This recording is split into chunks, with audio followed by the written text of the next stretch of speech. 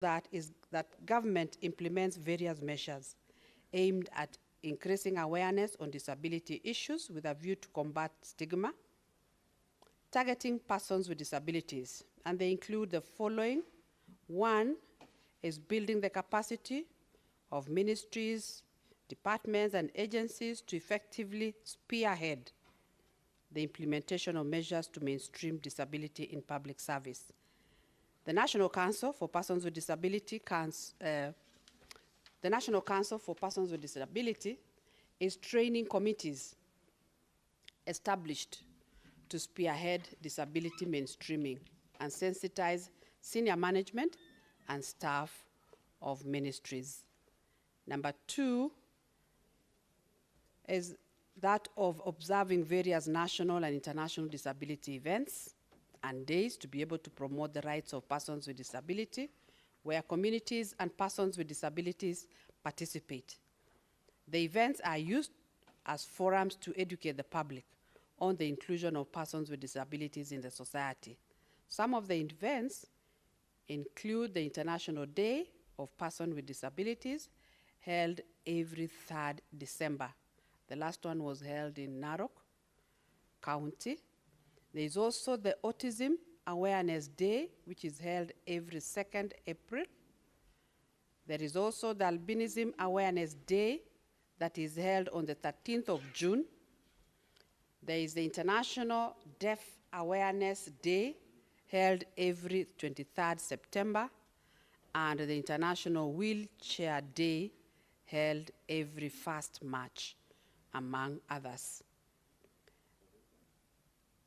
We also create awareness and educate the public on disability issues through various media channels. They include holding talk shows in local television stations, where various professionals in the disability sector discuss topical issues on disability. Government also disseminates to the public information on disability issues and services provided to persons with disabilities through various social media platforms such as Twitter, Facebook pages, and YouTube. And the Council has a page where we disseminate information to the public. Number 4 is that government developed a disability awareness creation booklet to guide in creating awareness on disability with an aim of demystifying disability to reduce stigma and discrimination, thus enhancing social inclusion of persons with disabilities. Then we have the management of the National Council for Persons with Disabilities participating in various forums, events, and meetings, during which participants are sensitized on the rights of persons with disabilities and also informed on the various government programs targeting persons with disabilities. Some of these include the Agricultural Society of Kenya shows, which are held in various counties, annual devolution conferences, county assembly forums, among others. The government, through the Ministry of Labor and Social Protection, also hold public barazas to sensitize the community on the rights of persons with disability and services and programs offered by various government agencies. This financial year, the ministry will be building the capacity of about 200 social development officers to be able to empower them to undertake awareness-raising forums at the community level. Then question D is on the implementation status in Kenya of the Convention on the Rights of Persons with Disabilities, which requires the promotion of the full realization of all human rights for PWDs, which Kenya ratified in May 2008. The United Nations Convention on the Rights of Persons with Disabilities, CRPD, aims to promote, protect, and ensure all persons with disabilities enjoy human rights and fundamental freedoms on an equal basis with others. It also aims to promote respect for the inherent dignity of persons with disabilities.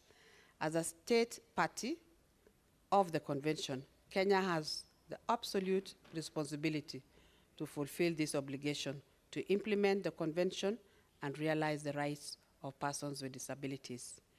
Kenya has made many strides in policy reforms, despite the challenges associated with legislative frameworks. Government, in partnership with organizations and persons with disabilities and other stakeholders, have continued to harmonize the national policies and strategies to align them with the Convention on the Rights of Persons with Disabilities to promote, protect, and ensure the realization of the rights of persons with disabilities. And some of the key highlights are below. One is the Bill of Rights in the Constitution of Kenya 2010 broadly covers key areas which protects the economic, cultural, and social rights of every citizen, including persons with disabilities. Several sections of the Constitution have been specifically designated to persons with disabilities to ensure that specific privileges and rights are recognized. For example, the following articles: Article 7B, 21.3, 54, 81C, 82.2, C1, 97C, 98D, 100B, and 177, Roman 1C.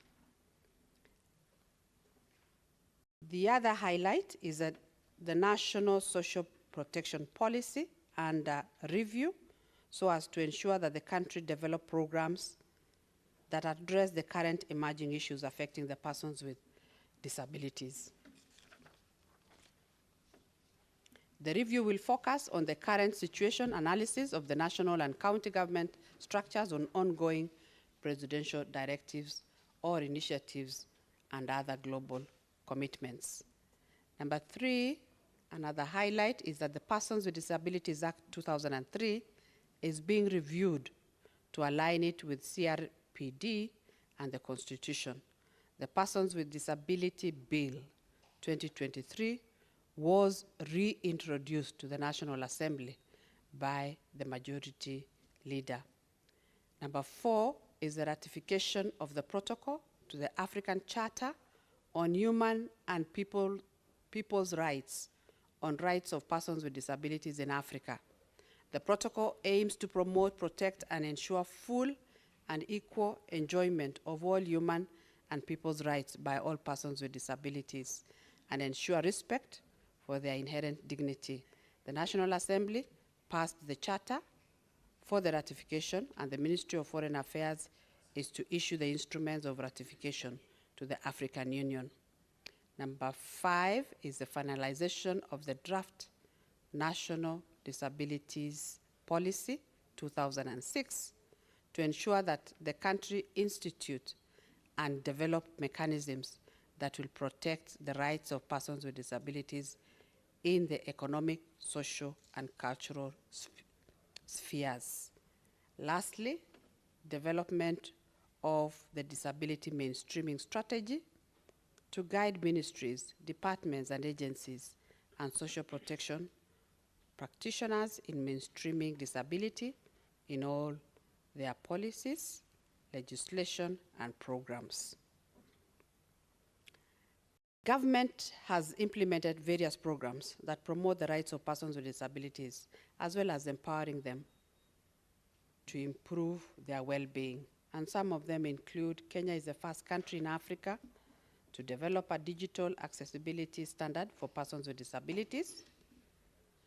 And the standards provide guidelines for ensuring that products, services, and opportunities are made available or accessible to all, including the persons with disability. And we have that standard by the Kenya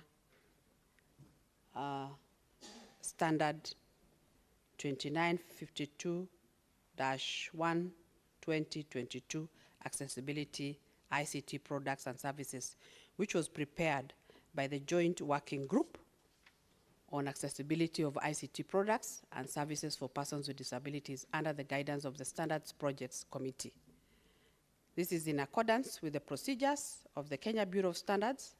Technology is making it possible for people to accomplish many things more efficiently and independently. In order to accommodate all people in society, inclusive design and universal design principles should be integrated in products and services. To ensure the underrepresented groups of persons with disabilities are reached, government is also providing free legal aid and referrals for pro bono representation in cases involving violations of the rights of persons with disabilities, especially disability benefits, insurance claims, special education, gender-based violence, among others. The other one is on the Kenya Sign Language Training Program. Government is supporting public employees every financial year to receive basic sign language skills so as to ensure effective service delivery of public services to the deaf community. The other support is government through the Assistive Devices Support Program, supports persons with disabilities to purchase, requisition, or import assistive devices and aids to improve mobility and independent living. This includes hearing aids, crutches, the wheelchairs, tricycles, white canes, and the walking appliances. We also have educational support program, which provides scholarships to learners with disabilities to pursue their education. The programs are also provide grants to schools to improve their infrastructure to ensure that their accessibility to learners with disability is given to them. Then we have economic empowerment programs that have been established to provide grants to self-help groups and individual members for economic empowerment. The Tools of Trade Empowerment Program for persons with disabilities provides startup toolkits to enable employment and wealth creation opportunities in selected sectors such as catering, automotive, engineering, agriculture, and beauty. Then we have the implementation of the Affirmative Action on Access to Government Procurement Opportunities, ACPO, to ensure that persons with disabilities access the 30% quota allocation of government tenders. The rationale for this was to ensure that the public procurement process was inclusive and competitive as possible. Government has also initiated specific support programs targeting persons with autism and related developmental disability and those with albinism who have unique special needs, such as regular use of sunscreen lotion for those with albinism and regular use of sanitary pads and access to therapies for those with autism and developmental related disabilities. Government has also adopted the Washington Group of Short Questions. What is that?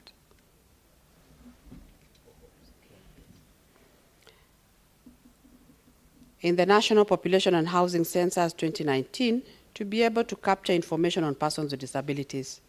Government has also developed and launched the Disability Inclusive Data Charter Action Plan that aims to engage ministries, counties, departments and agencies and non-state actors to be coordinated in collection, analysis, and utilization of comprehensive disaggregated disability data. In addition, government has completed a support needs assessment for persons with disabilities and their primary caregivers that provide information and recommendations on the scope and level of support needed by diverse persons with disabilities. The report will be launched on the 16th of October 2023. Government introduced a new registration system that captures and generates socio-economic data on persons with disabilities for planning and research purposes by state and non-state actors.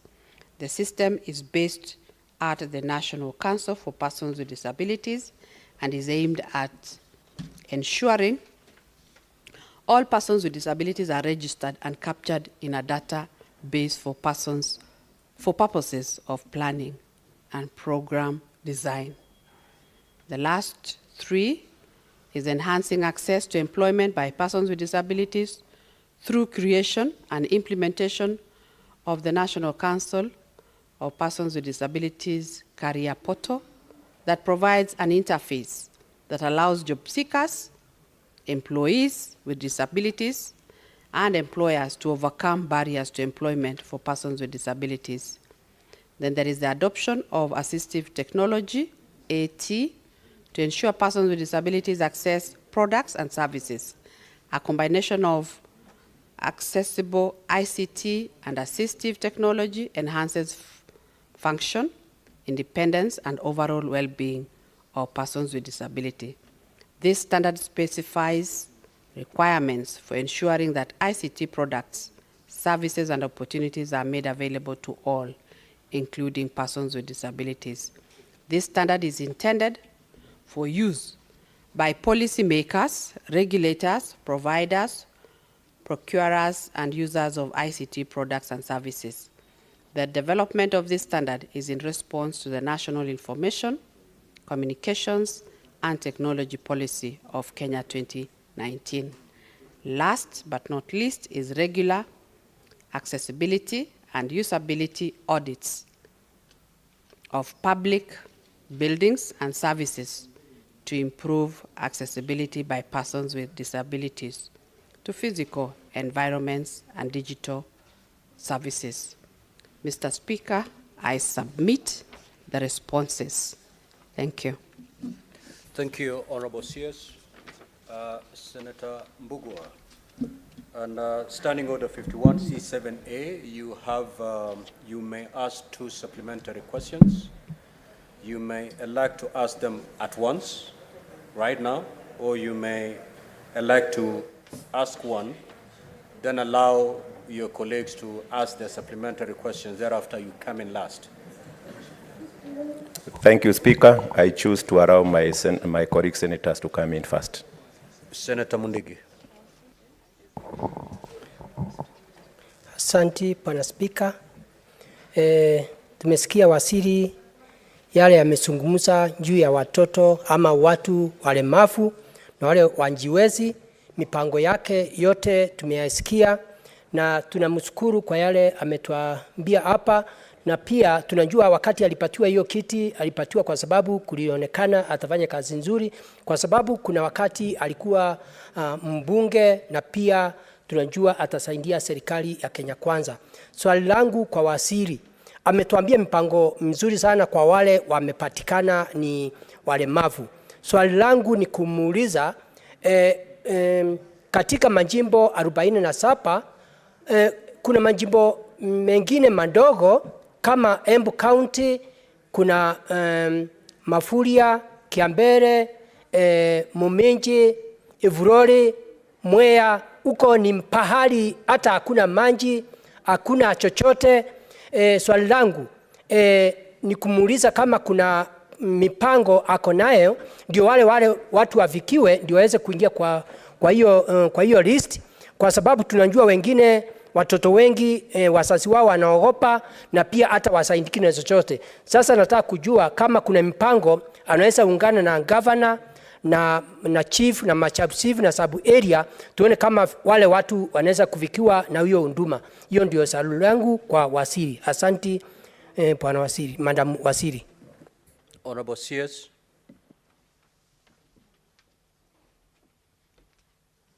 Thank you, Honorable Speaker, and thank you, Honorable Member, for the question. Acha nijaribu kujibu kwa Kiswahili, vile Senator ameuliza kwa Kiswahili.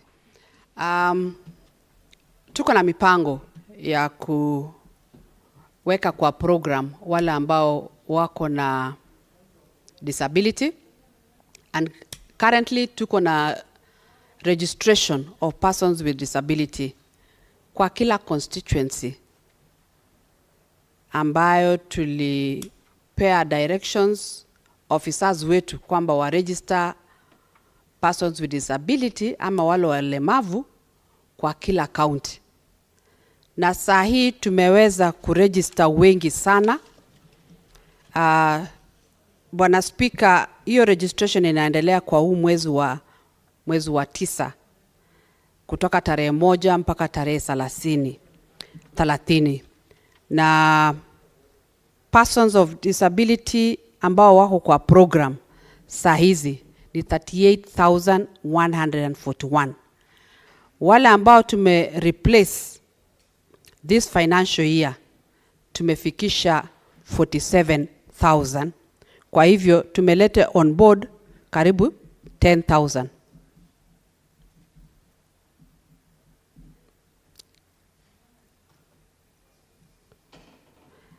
Na wale ambao tumelist kwa registration ambayo inaendelea saa hizi, tumeweza kuregister 18,281. Kwa hivyo tuko na mipango ya kuweza kuwaregister, tuwaweke kwa ile program ya Inua Jamii, tuweze kuwalipa 2,000 kila mmoja wao. Na swali pia ambayo Senator Alex aliuliza ni kwamba kama tunafanya kazi na county government na viongozi ambao wanawakilisha wananchi, na ningesema kwamba tuko na mpango through hiyo program ya Inua Jamii kuweza kusaidiana, kuwasaidia wale walemavu waweke kwa program ya serikali. Asante Bwana Speaker. Senator Chute. Thank you very much, Honorable Speaker. I'm really surprised by what the CS is talking about. She was saying they are registering people, people with disability, vulnerable, and the elderly. In Marsabit County, Mr. Speaker, which is the largest county, #1 largest county in this republic, is experiencing a lot of problems. The registered people, the people who are meant to be registered, are being asked to provide fuel for government vehicles, Mr. Speaker. In some instances, there are no vehicles even to register people. A place like Ileret is 400 kilometers from Marsabit, 200 kilometers from the nearest constituency, which is Notor. And people with disability, no food in their stomachs, no water to drink, are suffering. And the CS here is telling us they've registered 18,000 people. How many people did you register in Marsabit County? And why is this government asking for fuel from vulnerable people? Why are you asking for transport from vulnerable people? Is this government broke? What is happening? Are you even aware what is happening in Marsabit? Because, quoting the president said, some CSS are not even aware of what is happening in their dockets. Is the CS aware of what is happening in her docket? Thank you very much, Mr. Speaker. Honorable CS. Thank you, Honorable Speaker. The ongoing registration is going on across the country. However, we do not have enough staff, but we have not asked anybody to provide fuel. The registration is ongoing. We have officers in all the counties, and our aim is to ensure that we bring on board all persons with disability. The ministry is even going a step ahead after this registration this month to be able to verify the persons with disability and bring on board people with severe disability. So far, we are registering 500,000 new beneficiaries. Of those 500,000 new beneficiaries, we have the elderly, we have the persons with disabilities, and we have the orphans. On the Inua Jamii program, we have vacancies that have been left by deceased persons of a tune of 190,000. That comes to a total of 690,000 vacancies that we are giving to this vulnerable group. The last registration that was done in this country for vulnerable people was done in 2017. This government is registering about 700,000 new beneficiaries from this year, from next month, that will be paid 2,000 shillings.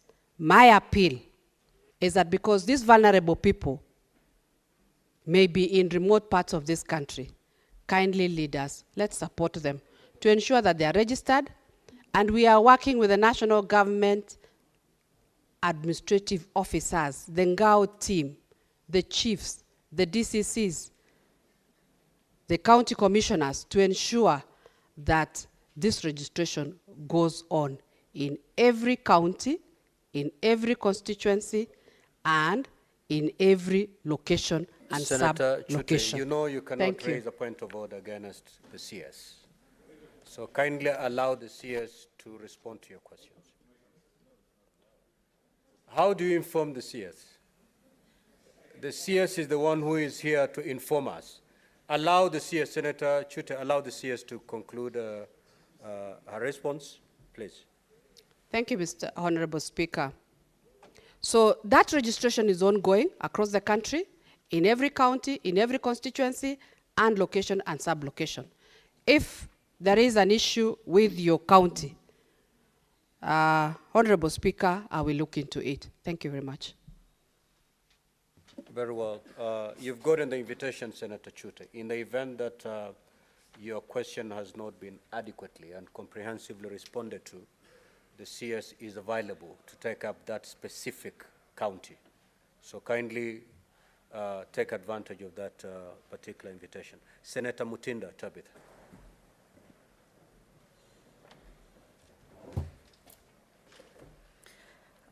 Thank you, Mr. Speaker.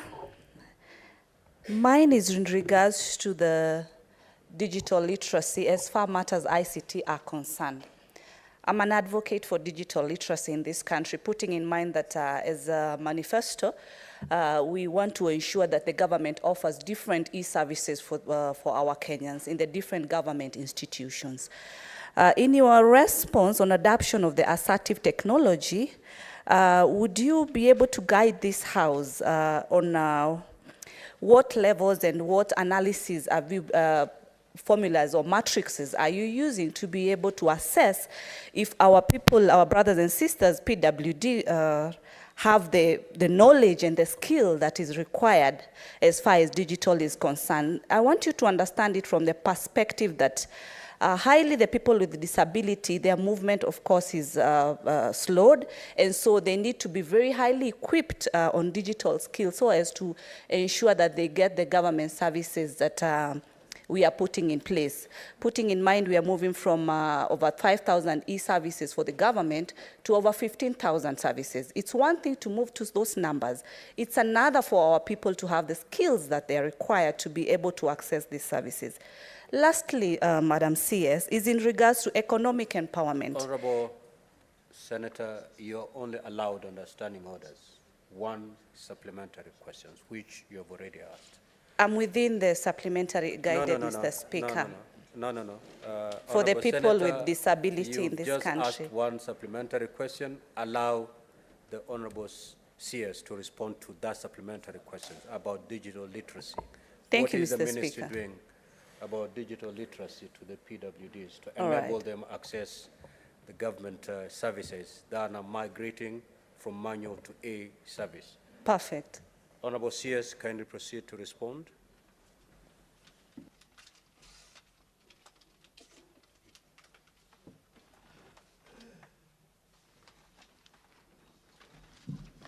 Thank you, Honorable Speaker, and the member, Senator, for asking for this question on digital support for the persons with disability.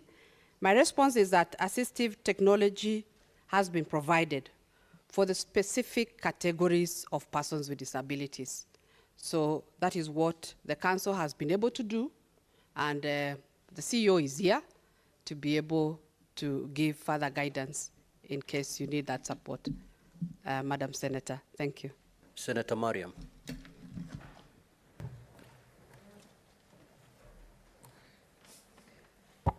Thank you, Mr. Speaker, for giving me this opportunity. My question is, I had CS talking about page, job seekers, which they have employed 322. My question is, from Mandera, there is no network. people cannot access network because the page need networks. So in that 322, how many are from marginalized community, specifically Mandera? And if it is not there, what is your measures on those guys who are not in network? Thank you. Honorable CS. Thank you, Speaker. Honorable Speaker, let me give the CEO to answer that question. He comes from the northern part of Kenya, Wajir. Honorable CS, you cannot. I can't. You cannot give that opportunity. You cannot pass that opportunity to the CS. Okay. Okay. I'm guided. I'm guided, Honorable Speaker. He I'm can guided. only brief you, and then you engage the Senate. This is an opportunity for the CS to respond to questions, not your entire delegation. So you may consult. If you're not ready, we can take the other question as your team prepares a good response to the question by Senator Mariam. I'm well guided. Ready, you can proceed. I'm well guided, Speaker. So would you want... we would request for time to give further so we'll analysis move to of the the next, report. Questions, yes. And then we'll come back to the yes. question by Senator. Yes. Well guided. Thank you. Senator Miraj. Asante Bwana Spika. Nimemfuatilia waziri hapa. Nimeona amesema wanapeana devices, wanapeana vifaa ambavyo wale watoto walemavu ama walemavu wanahitaji, na pia wanapeana support programs kwa kusaidia kuwalipia shule. Ni jambo la kusikitisha Bwana Spika. Mimi kama mzazi wa mtoto mlemavu ambaye anasoma pale Ziwani for the Deaf, kwamba sisi kama wazazi tumeongezewa kima cha shilingi 3,500 kwa kila mwanafunzi, kwa sababu hakuna fedha za kutosha zinapelekwa katika hizi shule. Hata ilifikia wakati Madam Waziri, hizi shule zikaambiwa zitafungwa. So ningependa tu utueleze ni kima gani cha pesa, labda hata kama sio sahihi, utueleze ni kima gani cha pesa huwa kinaenda katika hizi shule za walemavu, na ni kwa nini hata walimu pale shuleni hukataa kupokea vifaa vya wale watoto ambao sisi wazazi baadhi tunaweza kuwanunulia, wakihofia vitaibiwa na wale wengine ambao hawana. So swali langu kati ya hili ni kwamba ni vifaa gani hivi ambavyo mnawasaidia hawa watoto walemavu kule shule, ambavyo vinafanya wale wengine ambao tumewanunulia na fedha zetu kukataliwa kwa hofu ya kuwa inaibiwa? Ni bayana ya kwamba hakuna vifaa ambavyo vinapeanwa kwa watoto ambao wanahitaji, watoto walemavu ambao wanahitaji hivi vifaa, hasa wale ambao wana shida ya kutokusikia katika shule zetu za serikali. Ningependa waziri utujulishe ni kima gani cha pesa kinaenda kwa hizi shule ambazo zinatangazwa kila uchao zinafungwa kwa sababu hazipati fedha za kutosha za kuwabakisha wale watoto katika shule zao waweze kupata masomo kama watoto wengine katika taifa hili la Kenya. Asante Bwana Spika. Honorable CS, you may proceed. If you choose to respond in Swahili, kindly and strictly speak Swahili. If you think you have problems, stick to English, but don't mix the languages. Okay. Proceed. Thank you, Honorable Speaker, and thank you, Senator, for your question on the assistive devices. The support program, for this financial year, we've been able to support 3,359 eligible persons with disabilities. You will notice that we are only targeting the ones with severe disability. Number two, the resources are not enough. Therefore, we are only able to support very few with those assistive devices. Number three is that as a ministry, we are going to bring a social assistance fund bill. That bill will be able to bring donors on board once we pass it.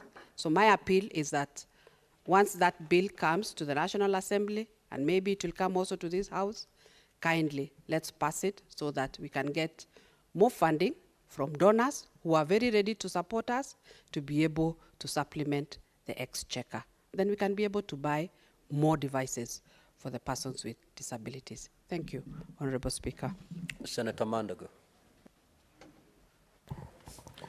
Thank you very much, Honorable Speaker. My question to the CS, in her submissions, she said that the National Council of Persons with Disability are providing assistive devices, and the ministry is moving towards technology in terms of making sure that these persons with disability can access services. I would like to know from the CS how much of government services and information has been transformed to Braille so that those who are visually impaired can be able to access those services, and whether digital devices with Braille capability have been availed in various ministry departments, particularly Huduma centers, to make sure that the people with visual impairment are able to access service. And with that, Honorable Speaker, we had a meeting with the National Councils of Persons with Disability, and their budget for assistive device is a meager 48 million Kenya shillings. I don't know how that would be able to provide assistive devices for persons with disability across the nation.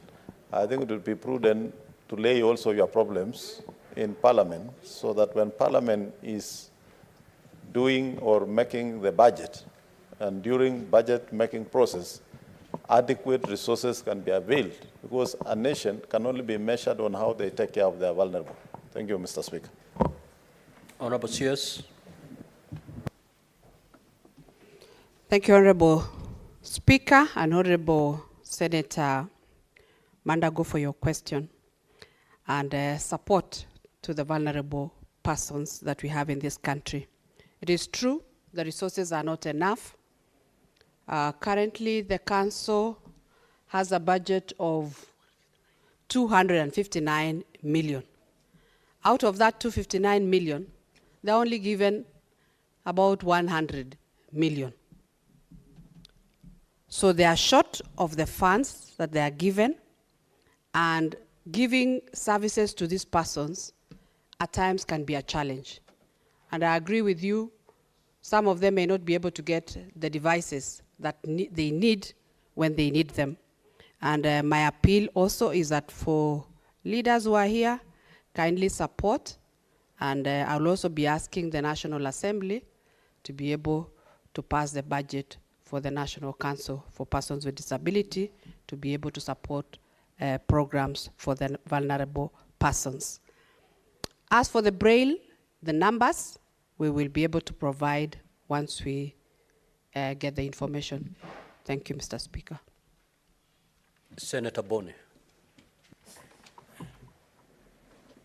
Thank you, Mr. Speaker.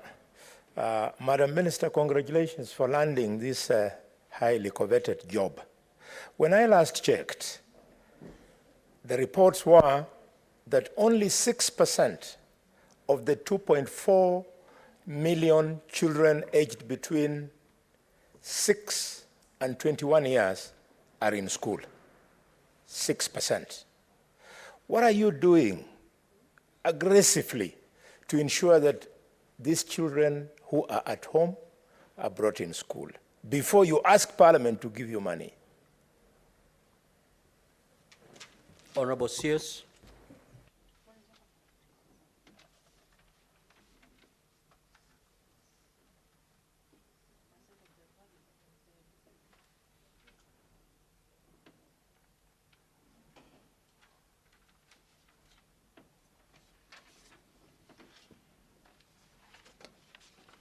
Thank you, Honorable Speaker and Member Senator Kalwale, for the question. As a council, we have, through the council, as a ministry, we have an education support program where we give scholarships to learners for eligible children, youth with disabilities in secondary and tertiary institutions. And I presided over the giving out of these scholarships this year at the University of Nairobi grounds, where we had 2,000 representatives of the 2,231 learners that were able to get these scholarships. Again, we are short of funds, but when the little that we have, we give out to these beneficiaries who are persons with disability. Thank you.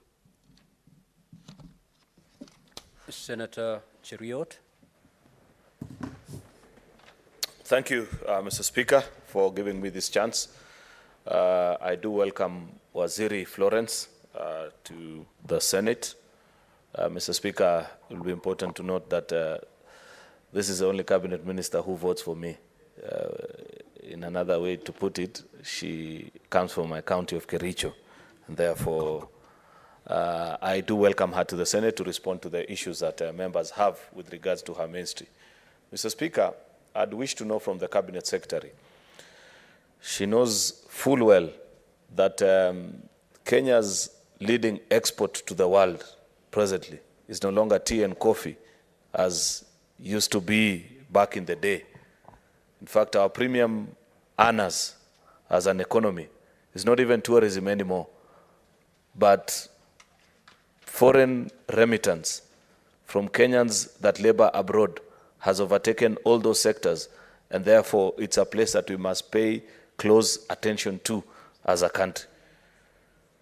Mr. Speaker, I'd wish to know from the Cabinet Secretary, because if you read through the UDA manifesto, the Kenya Kwanza administration, the administration that she serves, she knows that we made a promise and a commitment to the people of Kenya that as an administration, we shall ensure that we secure upwards of 1 million jobs to our young people in the various capitals of the world through signing of labor bilateral agreements with other countries, and ensuring that we encourage those countries that we move away from the traditional market that we are known for of only domestic workers and maybe security men, because our labor competes with the very best in the world, and it has been confirmed by studies.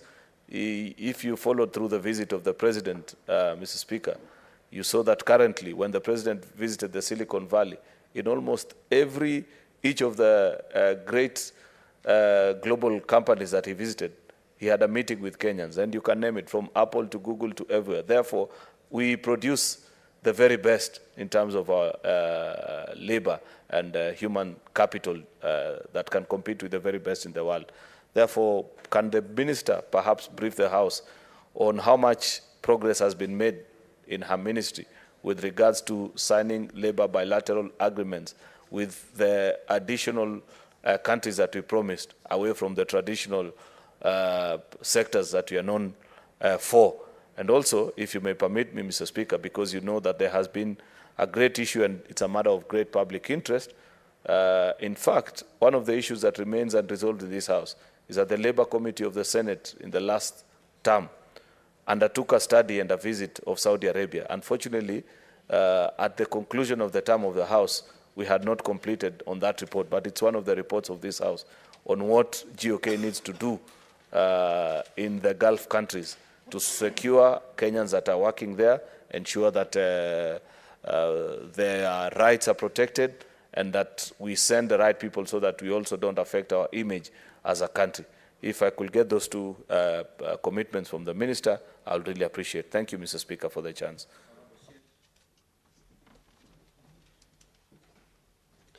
Thank you, Honorable Speaker, and thank you, the Majority Leader, Senator Aaron Cheriot, for the question. As a ministry, we have embarked on labor migration, and this is a focus for this government. I have clear directions to be able to sign bilateral labor agreements with various countries in order to create job opportunities for Kenyans. Currently, we have signed, we are in the process of processing the bilateral labor agreements for 15 countries. if you may allow, I may mention the countries. We have Oman, we have Saudi Arabia, we have Qatar, you have United Arab Emirates, we have discussions with Austria, Germany,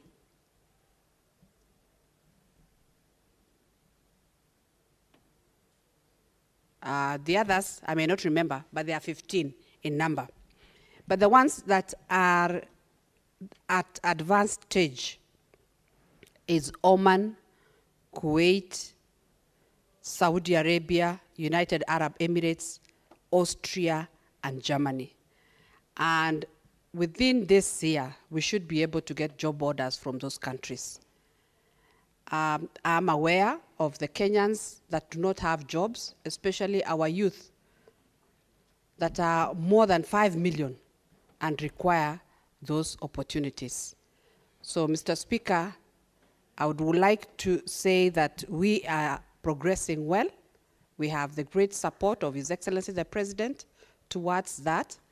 And from our end, we've already requested for the signing of those bilateral labor agreements. We are only waiting for the feedback from the various countries. Thank you, Mr. Speaker.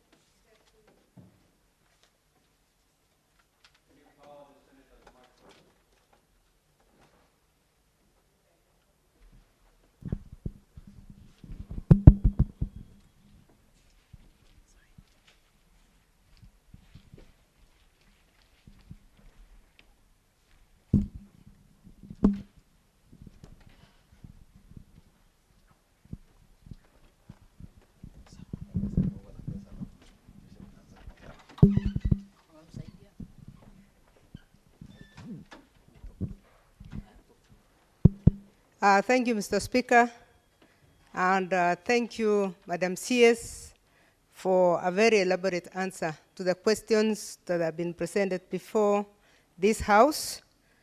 Mr. Speaker, the answer to question D, I agree fully on the implementation of the status of the Convention of the Rights of Persons with Disabilities as articulated by the CS. And I want to go to the young learners for clarification, because under the Committee of Education, we have been visiting the schools for the disabled. And there was one observation, Madam CS, that we made when we went to the school of the mentally handicapped, not handicapped really, mentally challenged. And we discovered that the ratio that is required for between teacher and student was highly violated, in that whereas a teacher is supposed to handle 1 or 2, we found that the ratio of teachers was about, to the students, was about 10. In the Eldoret one in particular, and I think we also saw one in Embu when I joined another group. What is it that you would do? Because we know that the babies are yours, but the education sector is the one that is supposed to be funding. What are you doing with the CS education to ensure that they receive proper education? Because without the foundation, these learners will not enjoy their rights all the way in the ladder. They will not be able to get proper education at the university level. They cannot even be able to reach, I mean, they will not even reach secondary school. So the foundation is extremely important. What are you going to do to ensure that actually the ratios between learners and the teachers is good in this group, because they are yours, although the education sector is supposed to be facilitating them to be taught in the name of the rights of persons with disabilities, which is in your docket. Thank you. Thank you, Honorable Speaker and Honorable Senator Kamar, for that question. I want to appreciate that what you have done. You've been able to go to some of these centers and see the challenges that our children with disability, what they go through, and they need support. I will concur with you because I visited a school in Mombasa, Tomboya School for Children with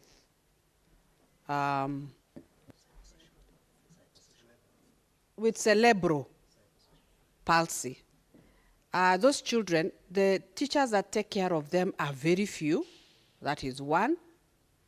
The conditions of these children doesn't allow, should allow more teachers for them to be able to support and be able to teach them. Because some of them even require physical attention. They need to be carried from one point to another. And I have engaged the Minister for Education to be able to provide more teachers to these centers. The only challenge is that I think we need more training of these teachers so that they are available and we don't overburden the few teachers that are found in these centers. So I appreciate, and I know there is a problem there. The teachers that are in those centers are very few to handle the very many children that are challenged within those centers. So I'll take it up with the Minister of Education to ensure that they provide more teachers, more facilities, and even more funding for these centers to be able to support these children. And I'm happy parents are also coming out, bringing out those children and not hiding them within their houses. It tells you the awareness that is being created out there is now better than before. Thank you, Honorable Speaker. You may now proceed to respond to the question by Senator Mike.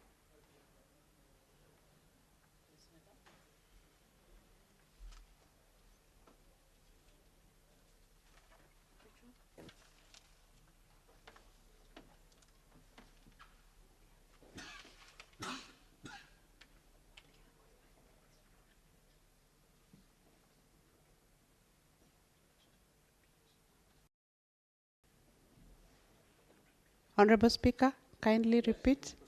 On which one, Honorable Speaker? The question that we had referred temporarily, the question by Senator Murray.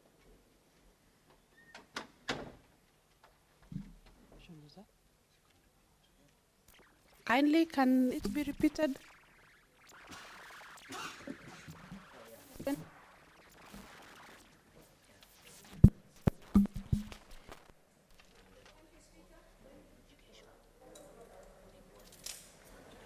I think the mic is now powered. You can just proceed to use your microphone. Honorable Speaker, I think we had requested that we be given to be able to come back with an answer. Very well. Yes. Very well. Thank you. Thank you, Honorable Speaker.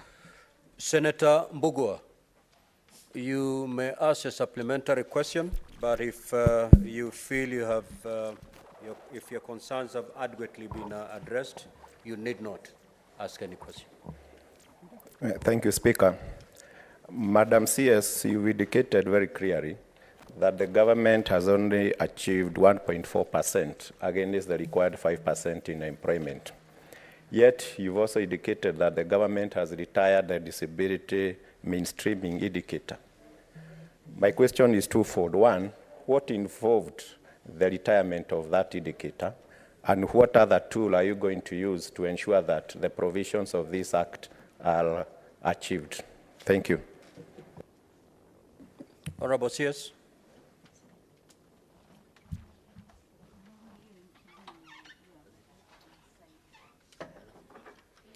Thank you, Speaker, and Senator Mbugua for that question.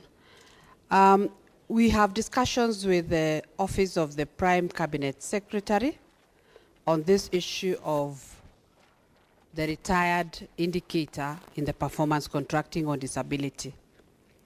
And I think it was one of the cross-cutting issue that most ministries, departments, and agencies were not able to go through or to be able to achieve.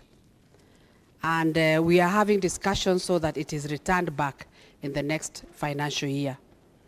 We appreciate the fact that disability mainstreaming in all ministries is very important. And we will be able to have discussions, even at the committee level. We should be able to support this program to be brought back into performance contracting. Thank you, Honorable Speaker. Thank you, CS. Senator Manzo. Mr. Speaker. Yeah, you just requested to ask a question. Yes, because I've been following the proceedings from elsewhere, and there's a very burning issue I would like to ask my colleague from the National Assembly. She used to be my colleague in the ministry. Recently, in the ad hoc committee we have set up for the 1998 US bombing by this House, we summoned the Council of People with Disability, and they explained that they were totally unable to accommodate. Most people became disabled out of the bombing, out of low finances. So I wanted really to know from the minister, there being a lot of complaints on that particular issue of 1998 bombing. First, whether you have taken special cognizance of the people who acquired disability out of that. And secondly, there's a family in Makueni, particularly Mali, who, when they get at a certain age, they become disabled out of a disease which has not been known, and everybody in that family is disabled. But recently, when the local MCA took that family to be registered, the registration you are doing, your officer, Mr. Masita in Mali, rejected this particular family. What can you do about that? I thank you, Mr. Speaker. Honorable CS. Thank you, Honorable Speaker, and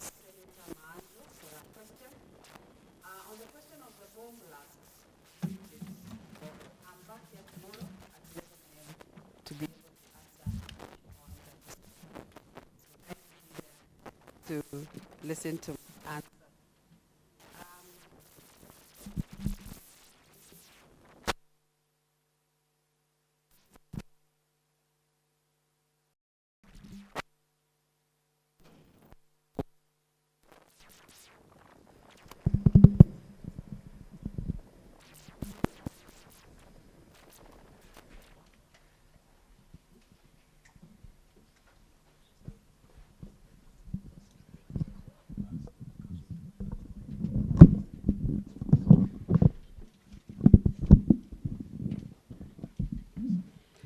On the second question, on why a family was not registered, we will find out from our officers on the ground why they were not able to register a family, but the directions that we have for our officers is that they should register all persons with disability.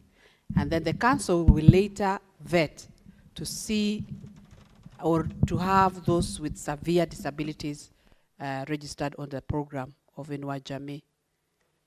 We will take it up as a council to be able to verify what could have happened. But it is not a requirement for this registration that persons with disabilities should have the card, the persons with disability card. All of them are registered despite having no card. Thank you. Senator Manzo, you may want to make a follow-up on that particular family. So that it's fully taken care of. Honorable CS, you said you'll be appearing at 11 a.m. tomorrow to respond comprehensively on the bomb blast issue. Are you referring to the appearance before the ad hoc committee on the 1998 bombing? Yes, Honorable Speaker, I'll be appearing before the ad hoc committee. Very well. Thank you. Now, honorable senators, we have come to the end of this session. Thank you so much, honorable CS, for coming to respond to these questions, shedding light on very important areas of your ministry. You are now free to retire to your ministry and continue doing the good work that you're doing. Clerk, kindly Call the next order, please. Order number 8, motion, regulation of electronic cigarettes in Kenya. The Honorable Catherine Muma. The motion is dropped. Next order, please. Order number 9, motion, report of the Senate delegation to the 67th session of the Commission on the Status of Women, held in New York from 6th to 17th of March 2023. The Honorable Senator Fatuma Dulo.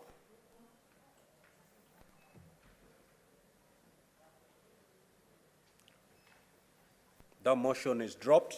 Next order, please. Order number 10, motion, report of the 146th Assembly of the Interparliamentary Union and related meetings held in Manama, Kingdom of Bahrain from 11th to 15th of March 2023. The Honorable Senator Kathuri Murungi. The motion, that report is dropped. Next order.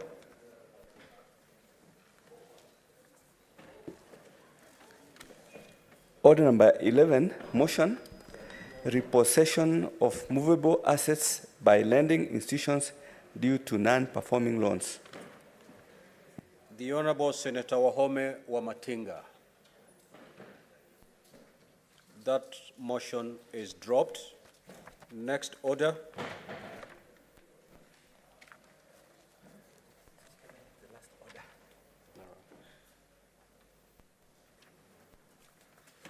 Senator Muma, kindly approach the chair, please.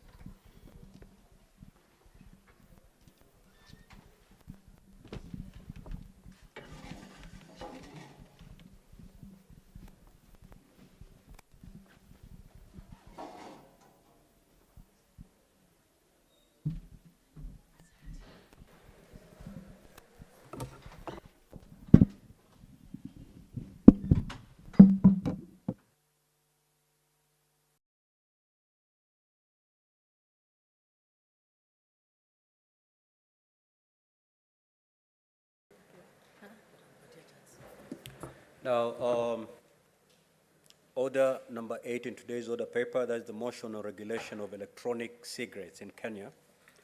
A motion by Senator Catherine Muma. We had proceeded to drop this motion because at the time it was called out, the mover was not in the chamber. However, the Honorable Senator has since approached the chair and explained the reasons why she was not in the chamber when this particular motion was called out, which reasons I consider valid, and therefore that motion is reinstated, and I will allow the senator to proceed to move the motion. Thank you, Mr. Speaker, and thank you so much for according me the opportunity. My sincere apologies for coming late into the House. Mr. Speaker, I beg to move the motion regulating on the regulation of electronic cigarettes in Kenya. Mr. Speaker, aware that Section 68, 1B of the Health Act 2017 provides for interventions by the national government to reduce the use of tobacco and other addictive substances to counter exposure of children and others to tobacco smoke, and Section 32 of the Tobacco Control Act 2007 provides for the right of every person to a smoke-free environment, including the protection from exposure to secondhand smoke. Concerned that while the Tobacco Control Act defines key terms and covers topics including but not limited to restrictions on public smoking, tobacco advertising, promotion and sponsorship, and packaging, labeling of tobacco products, Section 2 of the Act does not contemplate non-tobacco products and therefore lacks restrictions on the use, advertising, promotion, and sponsorship or packaging and labeling of synthetic nicotine in the form of e-cigarettes, resulting in the increase in the popularity of e-cigarettes among youth, including minors or children.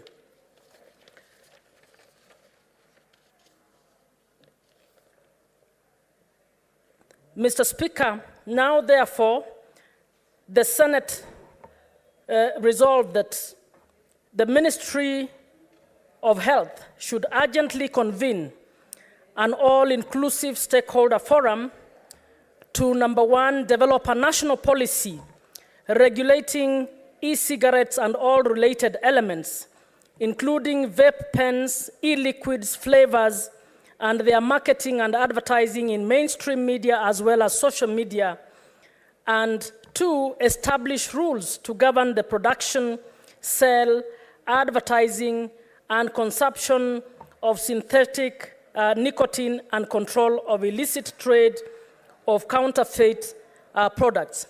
Mr. Speaker, matters relating to e-cigarettes are now fashionable, particularly for younger children. Mr. Speaker, there are a number of schools, at least I know a few in Nairobi, that have had to actually issue circulars to parents to warn them about their children bringing to school or engaging in vaping and the partaking of e-cigarettes. Mr. Speaker, our social media is awash with advertising of these products, and many children are actually taking up this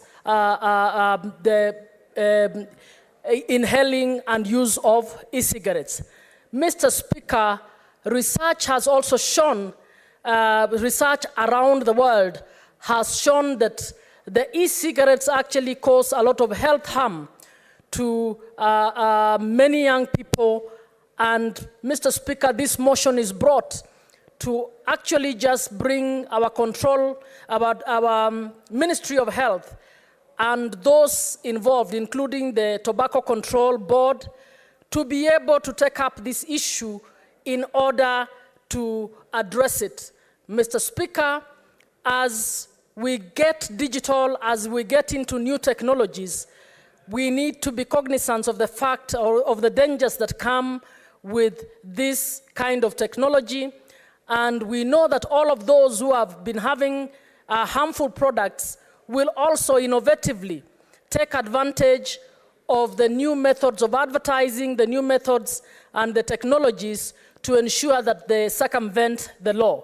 It is therefore important that we begin with a policy, and the Ministry of Health, Mr. Speaker, needs to be vigilant enough to actually evaluate the impact of the technologies that we have, the digital age that we are in, on what they are trying to put in place, on whatever regulations that they have, on whatever controls that they want to have. And Mr. Speaker, the use of e-cigarettes is one place to begin. It is an issue that all of us should embrace, and I wish to request that the Senate supports that the ministry be held to account and to deal on this issue very urgently. I therefore submit and wish to call upon my brother, Senator Boni Khalwale, to second this motion. Thank you.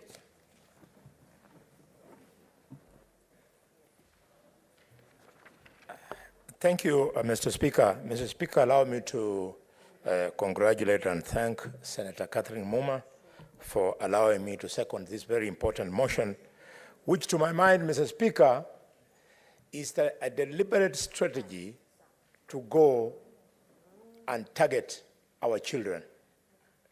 Mr. Speaker, anything digital, anything sounding E, anything that looks like is new is always attractive to the youth.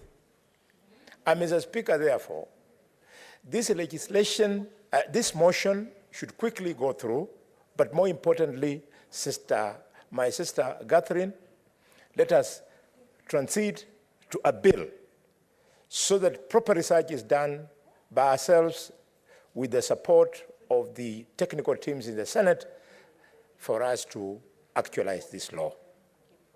Mr. Speaker, there is now smoking and there is vaping.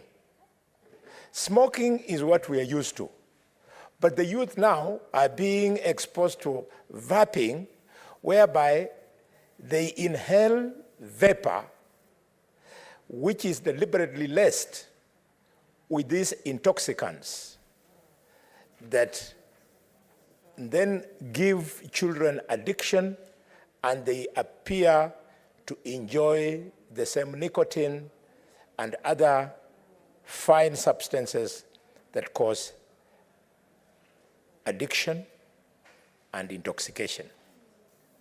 Mr. Speaker, having struggled to explain this new idea, the nearest I can speak to vaping is, I don't know whether they call it this long smoke, shishi, yes, they call it shisha. Shisha. Mr. Speaker, is a real threat. I have a little girl from my own family who was born out of wedlock, out of my family, and this little girl, after finishing Form 4, she disappeared and went to Mombasa. I was shocked, Mr. Speaker, when I was given a photo of this girl. She's in a nightclub in Mombasa, and she's engulfed in smoke and smoking. It's pathetic. The girl is going through this because she's a single parent child, and she's just an example of one such many girls. Mr. Speaker, why vaping is more dangerous than smoking, there is in the lining of blood vessels something we call in our lingua the endometrial cells, the lining, the fine linings. So these vapors, they are worse than smoking, which hits at the lungs. This one hits the lungs and also hits the blood vessels. Yes, I would like to be informed by the good lady. Informed by Senator Tabitha? Proceed, Senator Tabitha. Thank you, Dr. Senator Boni, for allowing me to inform you. This is in regards to your mention on single mothers.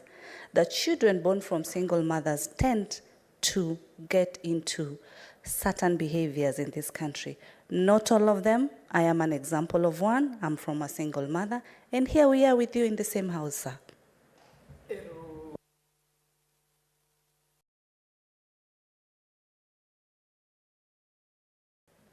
Thank you, Mr. Speaker. Mr. Speaker, my sympathies if the distinguished senator thought I was belittling single motherhood. But I want to encourage you, my dear senator, that always distinguish between the rule and the exception. You might have escaped, but you might be one of the exceptional ones. If you go to Mukuru kwa Njenga, you go to the slums in Madare, you go to the slums in Kibera, you go to the slums in Marava, in Kakamega, the children from those single parent families truly face challenges. including, Mr. Speaker, as she knows, sexual harassment when they are being sent to the kiosk, exposure to shisha, and as I was saying before she informed me, then these vapors are worse because the lining of the blood vessels, called the endothelium, is then destroyed by these vapors. So the lung substance is not only destroyed, but the blood vessels are destroyed, and children. I think I'm now medical, and I don't see any modicum of medical training in your CV, and therefore don't waste my time. Mr. Speaker, sir, these are very serious issues. Senator Boni, would you wish to be informed? I'm politely asking her to restrain herself. I'll embarrass her father by exposing her lack of medical knowledge, for which she's not to blame. Or would you not? I don't wish to be informed. Then proceed. Yes. How can a doctor be informed by a layman, leave alone a quack? Mr. Speaker, sir, we must aggressively protect our children.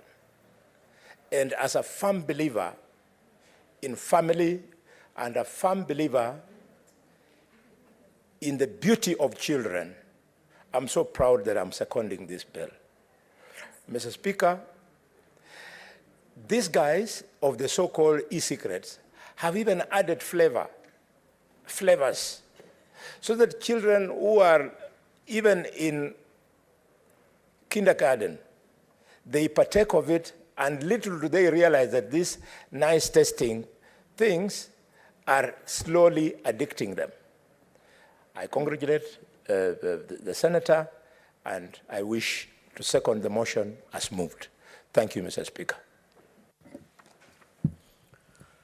Honorable Senators, I now proceed to propose the question. They're aware that Section 68(1)(b) of the Health Act 2017 provides for the interventions by the national government to reduce the use of tobacco and other addictive substances and to the counter exposure of children and others to tobacco smoke, and Section 32 of the Tobacco Control Act 2007 provides for the right of every person to a smoke-free environment, including the protection from exposure to secondhand smoke. Concerned that while the Tobacco Control Act defines key terms and covers topics including, but not limited to, restrictions on public smoking, tobacco advertising, promotion and sponsorship, and packaging and labeling of tobacco products, Section 2 of the Act does not contemplate non-tobacco products and therefore lacks restrictions on the use, advertising, promotion and sponsorship, or packaging and labeling of synthetic nicotine in the form of e-cigarettes, resulting in the increase in popularity and consumption of e-cigarettes among the youth, including minor children. Now, therefore, the Senate resolves that the Ministry of Health should urgently convene an all-inclusive stakeholder forum to do the following. 1, develop a national policy regulating e-cigarettes and also related and or related elements, including vape pens, e-liquids, flavors, and their marketing and advertising in mainstream media as well as social media. And 2, establish rules to govern the production, sale, advertising, and consumption of synthetic nicotine and control the illicit trade of counterfeit products. Now, Honorable Senators, I do not have in my, good. Honorable Senators, you may now proceed to make your interventions, and I'll start with Professor Margaret Kamar. Thank you, Mr. Speaker, for giving me an opportunity to contribute to this motion by my dear sister, Senator Catherine Muma. Mr. Speaker, when I read this motion, I had to ask Senator Muma what she means by e-cigarettes, because things are evolving so fast that some of us are not even catching up with what they are.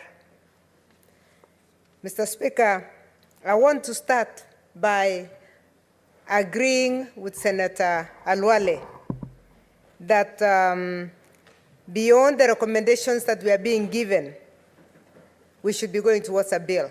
And I want to encourage Senator Muma to quickly move towards developing a bill. Reasons being that the two recommendations he has given are actually recommendations that bring in regulations. They are recommendations that bring control. And this is extremely important at this time, Mr. Speaker. And the only way we can control is to have them in a bill so that we have a law that governs our conduct as far as these e-cigarettes are concerned. Mr. Speaker, we are in a generation that is very disturbing. A generation where we are losing a lot of our children. When I was in the 10th Parliament, and I was with you in the 10th Parliament, Mr. Speaker, I remember the Member of Parliament for Naivasha bringing a plea on the issue of drugs and drinking, and that Naivasha was leading and Limuru was almost on the deathbed. That we have lost youth to all sorts of drugs in form of cigarettes, as we are talking about, in form of drinking, and so forth. At the time, all of us were waking up to the reality that it was not just those two constituencies he mentioned about, but that actually at the backyard of each one of us, we could see children who have completely lost direction because of this. The current laws in the country, Mr. Speaker, are not able to sort out the mess that we are in as far as this one is concerned. In fact, Mr. Speaker, as Senator Alwale was talking of single parents, we even know children of pastors. Children of pastors, children who have been raised in homes that you would have thought they would never have been involved in these things, having been involved, and they're completely out. Shisha, smoking children of pastors. We know that the devil has arrived and is at large, and we cannot run away from it.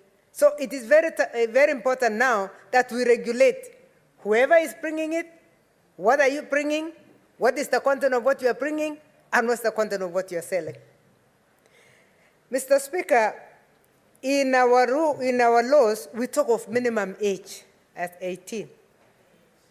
Has it made any impact to anybody? The highest concentration of use of even these cigarettes that I'm learning the name today is in the high schools.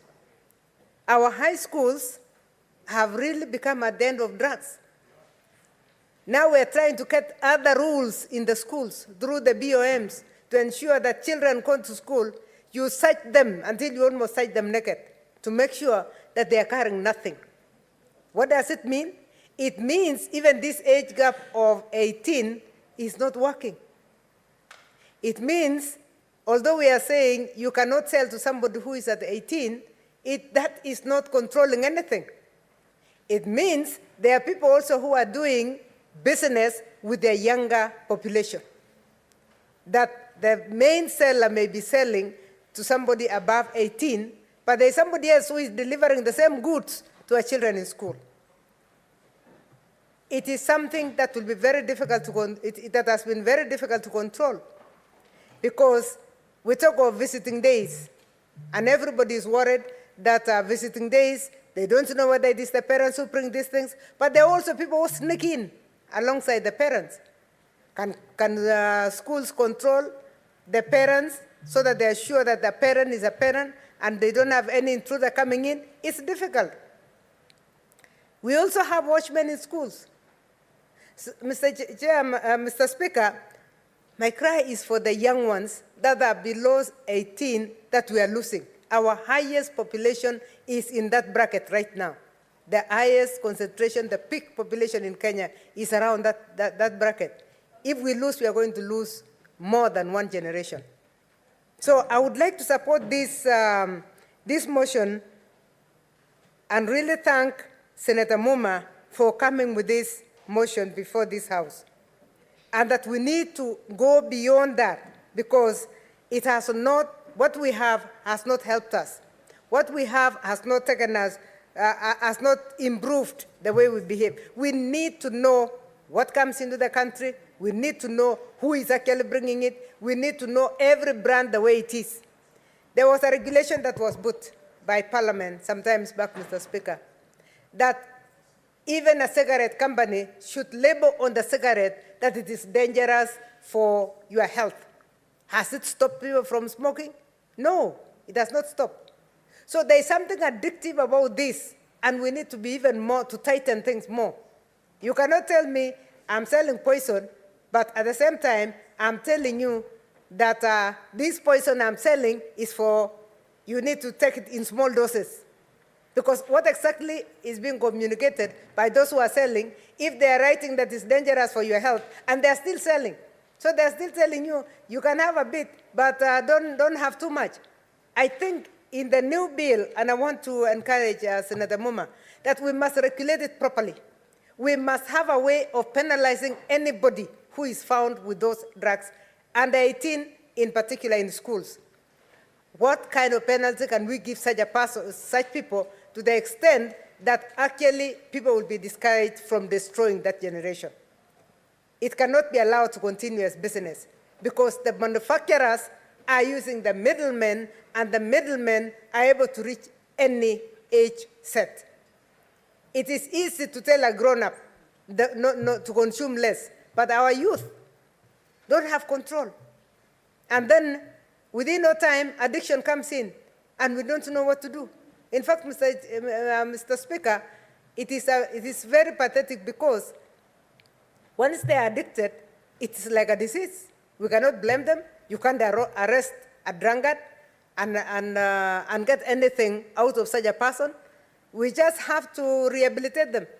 So, Mr. Speaker, it is very, very important that we regulate by law, so that we know the penalties that go with it. We know even the penalties that go with the students who are found with them. And I'm glad, Mr. Speaker, that as I'm talking, we have wonderful students in very nice uniform sitting up in your gallery. And we want to tell our students, that they are the future of this country. We want to tell our students that they must desist from this kind of behavior, because they are destroying themselves, they are destroying their families, they are destroying our society, and we will lose a generation because of that. We want to tell our students, now that you came to the House when we are discussing drugs, please run away from them. Even the Bible, which I believe says, resist the devil and it will flee from you. If you don't resist this thing, it will catch up with you. When you are fully addicted, it will be very, very difficult for you to get out of it. So we want to encourage our students. You have come here, you have heard our voices today. Please run away from this. In the same law, we are hoping that Senator Muma will come up with. We hope she will give responsibility to parents. How far can parents go? And what do we expect of parents? We need to have responsibility given to the schools, so that the school rules and the BOMs can regulate what comes to school and how things come in and how they go out. We would like to see the responsibility given to government. What is government supposed to do? As the motion has given, there is need to really restrict not only smoking areas, but we need to restrict what it is that our people are smoking. Isn't there a better way of relaxing? Isn't there a better way of giving people things that they can relax with, than giving them something that destroys them because you go one way? Mr. Speaker, I'm very happy. I congratulate Senator Muma, and we are telling her to move from this straight to a bill, so that we have penalties put in place. With those remarks, I support. Senator Tabitha Mtinda. Thank you, Mr. Speaker, and I do rise to support Senator Kathy on this good motion in regards to regulation of the electronic cigarettes in Kenya. And I want to say, as a leader, as a parent, I do highly support. I agree, in 2023 we are at a millennial stage whereby our youths are so much into the lifestyle in terms of what is current, what is trending, and they are trying also to fit.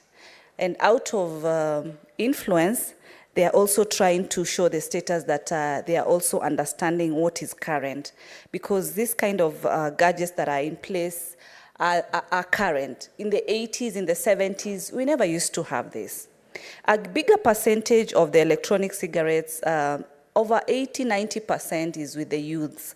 Not really with the old people, but with the youths. So this brings about the issue of lifestyle within our youths. Some of them are even in the working sector, and you find that we see in the public, they call luxurious points, like the clubs, whereby this is what is so much trending. Like if you do not know how to use this gadget, then you're not a millennial, you're not up to the 2023 status and lifestyle and class, and it's very quite saddening. You find that, Mr. Speaker, what Senator Kadhi has talked about, one of the issues is in terms of restriction on the use. Advertisements as guided, they need to stipulate, as stipulated also in the alcohol, whereby it should be between age 18 and above. When this is not put in place, because I've seen some of these gadgets, I've traveled, I've seen them locally here, they're there with our youth so much, both hidden and public, but the effects are quite very discouraging. They're quite very sad, putting in mind where we are, where issues like cancer have become so prone at this particular time, you know, and it's brought about by some of these chemical components that are found in some of these electronic gadgets that are in place. And this is actually, you find that way back we used to have patients with cancer a bit old age, but right now even the younger generation, sorry to say, but they're dying because of cancer issues. And these are things that are also brought about by this particular kind of modern gadgets. Our communication is to who? Our communication is to the youth.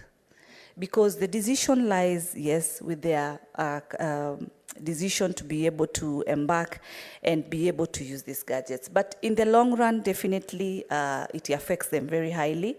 As much as parents, I agree they have a role to play. But you see, when you are over 18 in this country, you have an ID card, then you are responsible. You should be responsible, you're independent, and you should be able to be much cautious. But I want to tell the youths that should be very careful moving forward, because where we have these gadgets, but as we continue, more different technology of electronic cigarettes are coming about. I want to add that you should turn this now into a bill and put measures where that the government will be also able to control and put measures in terms of what kind of tobacco is being imported into this country. As much as we support manufacturing and all that, but also it's key in terms of health issues in regards to our own people. I don't want to miss talking to our youth. I'm happy, as Senator Kadhi had also mentioned, that we're always having them visiting us. Feel welcomed, the young generation. But then we keep on saying that you are the next leaders. I don't want to tell you are the next, because also as a youth, I am here in this house because now we are currently here. It is our time. It is your time. And I want you to also start fighting the battles in your institutions, in your schools, where you see colleagues embarking in this. What is a score in terms of a lifestyle? I don't remember when we used to have a subject in school that talked about or measured about lifestyle, such that when you have this kind of cigarette, then you are ranked or you are given higher marks. I mean, these are things that will definitely keep on turning you back. Addictability is something that is quite very disheartening, because the moment then you starting is never an issue. The issue is then how do you drop from that particular behavior? How do you drop from that particular addiction? You know, it's not ever quite easy because you want to sustain the lifestyle. It's an expense to sustain the lifestyle. You should embark on more innovative issues that are going to be much more impactful within your environments and in your future spaces. Your parents have done enough. They've given you the education that they could be able to do. So the least is to ensure that it takes you to the next level, and like now embarking on dealing with you on issues of drugs, dealing with you on issues of such kind of luxuries that you embark, because then you're not moving forward. And you realize most of the cases that the parents are dealing with are these drug cases, are these cigarette issues rotating around that area. But still, lastly, as I close, Mr. Speaker, I want to say also, parents, you see, also us as parents, what you showcase to your children also matters. We cannot be the ones also enjoying these luxuries with our children. At the same time, we are telling them to stop doing it. We have a key role to play on the examples that we give to the children, on the ways that we show our children, because it has become like a don't care attitude whereby even parents are sitting down to wine and drink and smoke with their young generation, you know, saying that, you know, we are in 2023, it's modern, but now we are killing our youths. Later as parents, when you're not there, then these people become old and they're not even responsible. I'm happy last week we were able to attend one of the weddings of our daughter's colleague, Senator Kamar, and I was even sharing and telling her, even these youths no longer wanting to have families anymore. They are so much investing on the lifestyle that is out here, simply because they do not want to have responsibilities. They don't want to invest in and ensure they take care of families. They don't have. Because even the number of weddings that are happening, the number of families that are formed today, they are at a very minimal level because the investment is much more on the lifestyle of our youths.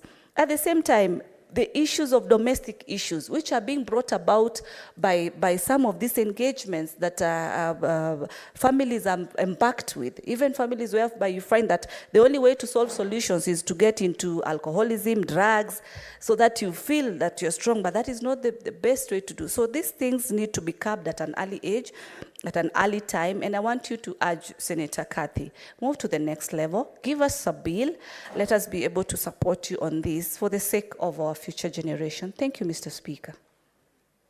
Senator Kibwana.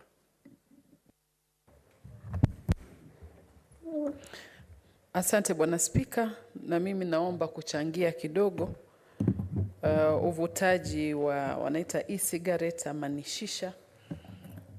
Kusema kweli, hili ni janga kubwa kwa vijana wetu, wamejiingiza katika haya matatizo ya kuvuta.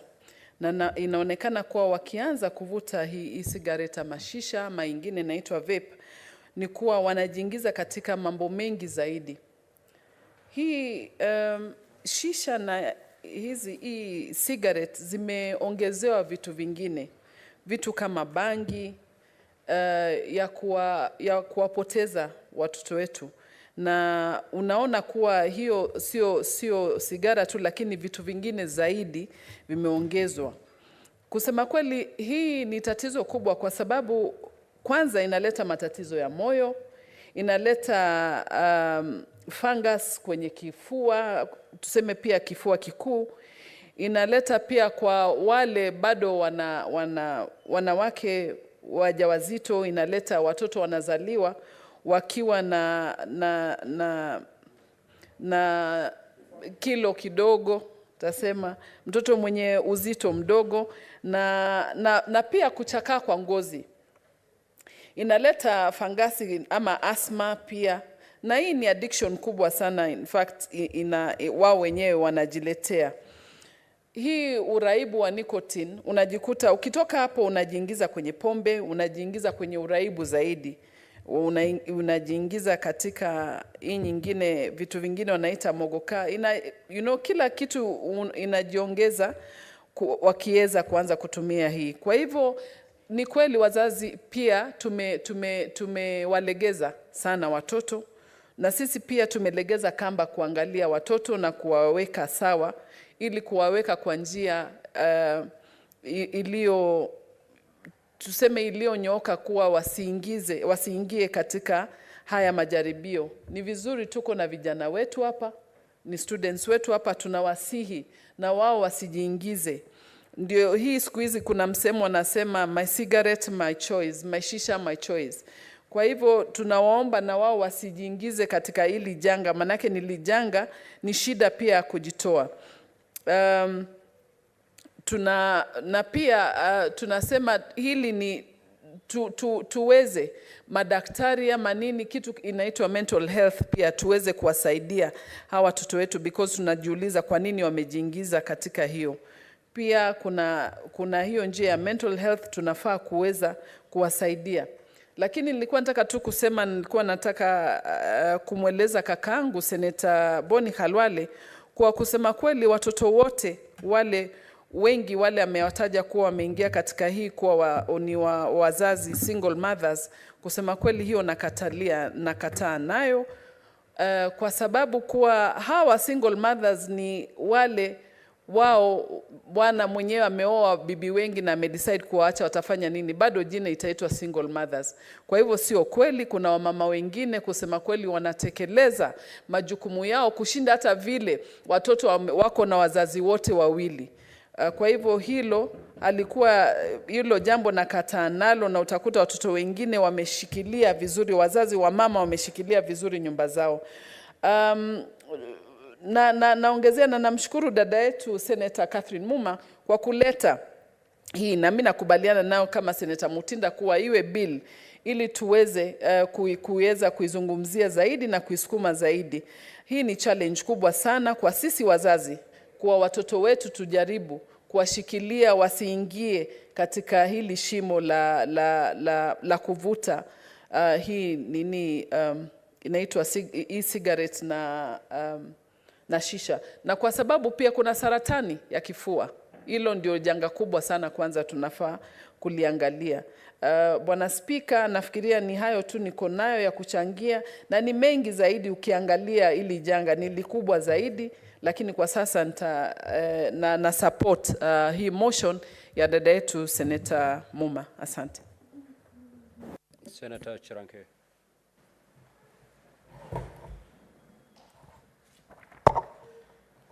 Thank you, Mr. Speaker, sir. I want from the onset to congratulate Senator Catherine Muma for this wonderful motion. Mr. Speaker, sir, I think as we go into the future, there are many things that were not regulated before, but now, Mr. Speaker, is being regulated by is yet to be recognized. Mr. Speaker, many years ago in this country, when we came up with the Tobacco Control Act, Cap 245A, people used to know of the traditional smoking, buying the physical cigarette, and that is why, Mr. Speaker, there were aspects where a smoking zone was being designated. I think there was a debate when some of us were still very young. And this e-cigarette, I interacted with a very senior person. I don't want to divulge who he was, when we were in New York at the United Nations General Assembly in 2017. At that time, Mr. Speaker, it had not become common. It was associated with cool kids and people with means. And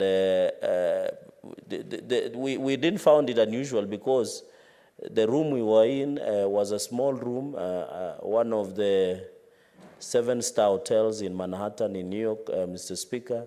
And we didn't notice anything unusual until we were told this is an e-cigarette. And you don't see the smoke, but you see somebody turning into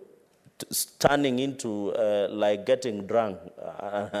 And we found it very interesting, Mr. Speaker. So, Mr. Speaker, I think this is a new phenomena. These are small gadgets that either have battery or charged. Then they put, I think, a substance called aerosol. That substance, Mr. Speaker, and according to CDC, Center for Disease Control, Africa and the world, is that substance has nicotine. There is a wrong perception that e-cigarettes does not have nicotine. It has. And it has other substances like thick metals, Mr. Speaker, like lead and tin, that are cancer-causing. And when you smoke, because of the small particles, it goes right deep of the lung, and that is why you have lung diseases among the smokers of e-cigarettes. Mr. Speaker, and therefore, the fact that nicotine is present as a substance, Mr. Speaker, also has an effect of growth. You know, young people grow up to mid-20s, according to some research, and the good doctor is seated next to me. It will also stifle the growth. And it's not good for the youth because allegedly, although this has not been proven, by the way, Mr. Speaker, the FDA and CDC are yet to give us conclusive aspect of the effect of e-cigarette. But there is a thinking that people who smoke e-cigarettes, they have their brains continue to shrink, and therefore growth is stunted and it is not good. And people also pregnant, Mr. Speaker, the youth, and it is not good. It is just like normal cigarette. I think CDC, Mr. Speaker, and I know Madam Senator Catherine Muma, who I'm told she's nursing some ambitions of leading some county, will tell you, Mr. Speaker, sorry, is they will tell you that the existence of some of these substances that I've mentioned that are cancer-causing. And that is why I always see young people, Mr. Speaker, in places when they are pickering Shere, Mr. Speaker, they do it with passion and compassion at the same time. Mr. Speaker, after 5-10 years, they put, Mr. Speaker, Kenyans for Kenyans, and put up a Safaricom pay bill that they have to be flown to India because of these cancer issues, Mr. Speaker. I think it's about lifestyle diseases. As a country, we must be honest and tell the young people, me being one of them, that the way you lead your life, Mr. Speaker, will have tremendous and very bad effects. Because 5 years, you are enjoying yourself, you are drinking, abusing substance, be it nicotine, cocaine, bank, and others, Mr. Speaker. But 5-10 years to go, 5-10 years later, you are calling us for an Arambe to go for India to treat cancer. Mr. Speaker, I think this is a conversation. I want to ask Senator Muma, she can start by amending Tobacco Control Act, Cap 245A, which was revised in 2012, and maybe bring an amendment to that act so that we can see this new phenomena of e-cigarette, Mr. Speaker. Mr. Speaker, many people, and I think there is a wrong perception, especially for chronic smokers, that smoking e-cigarette will assist in quit smoking. No, it doesn't. The people who think, and it has, the research has shown, there was a wrong perception, Mr. Speaker, and I think we need to call out these companies. And Senator Kati, you should even summon them here. Because if they are selling in Kenya, which means they are present, and I know they are international companies. There is a mislead, Mr. Speaker, that when you smoke e-cigarette, you quit the normal smoking, the normal smoking of the cigarette, among others, Mr. Speaker. What we are saying is that in as much as it is allowed, Mr. Speaker, we are headed to December, and my people normally, culturally, we have a right of initiation of young people. And there is some special. I know also Western, where my neighbor comes from, and where Kati comes from, Mr. Speaker, we are allowed to take some substances up to some level. But this one has not reached, and we normally ask the government, Mr. Speaker, to give us freedom in the month of December. But those things that we indulge in, Mr. Speaker, it has not reached this level of causing cancer. That's the beauty of African tradition and our local cuisine and our drinks, Mr. Speaker. In fact, Mr. Speaker, some of these drinks do not kill the transformers. Because when you look at the infiltration of illicit brew, and I want to thank the Deputy President, His Excellency Rigathi Gachagua, Mr. Speaker, because he has been the forefront of fighting illicit brew. And these are part of substance abuse, including the e-cigarette, the shisha, the normal cigarettes that people smoke, the bank, the substance abuse, Mr. Speaker. The effect that it has on human body cannot be equated, Mr. Speaker. And you remember in Genesis, Mr. Speaker, for us who are Christian believers, and I can see our parliamentary prayer coordinator, Senator Manso, who was leading the National Prayer Breakfast the other day, is that we have an obligation to fill the wall. But some of these substances, after taking them, Mr. Speaker, as my sister alluded, the machines go silent at night when it is needed the most, Mr. Speaker, by the young people, which undermines the growth of our population in this country, Mr. Speaker. So it is something, a conversation we must have. It is a multifaceted conversation, Mr. Speaker. And I want to ask, as a Senate and Parliament, to take the lead, engage health, engage CDC, engage other health research institutes, KEMRI, so that our people can get the truth. And Senator Kati, you should demand from these makers of e-cigarettes to also display in the e-cigarettes, Mr. Speaker, to say smoking of e-cigarette is harmful to your health, just the way the cigarettes are being done, Mr. Speaker. Mr. Speaker, finally, because I just have final 2 points, Mr. Speaker, so that my colleagues can contribute, is on the issue of, you know, Mr. Speaker, there is a new trend, and I hope Senator Catherine Muma is noting. Under the Tobacco Control Act, they didn't prohibit selling through internet or online selling. Mr. Speaker, many things are being sold online nowadays, including, I can't mention some of them, I can mention some of them. Nowadays, Mr. Speaker, you don't need to go, for example, to Toy Supermarket or Kigomba to buy something. You go online and buy it through Kilimall, among other online, even when you are abroad, Mr. Speaker, when you are traveling. And I think some of us have been long traveling, and I know the Commissioner will note this one, Senator Okongo Mgeni, Senior Counsel.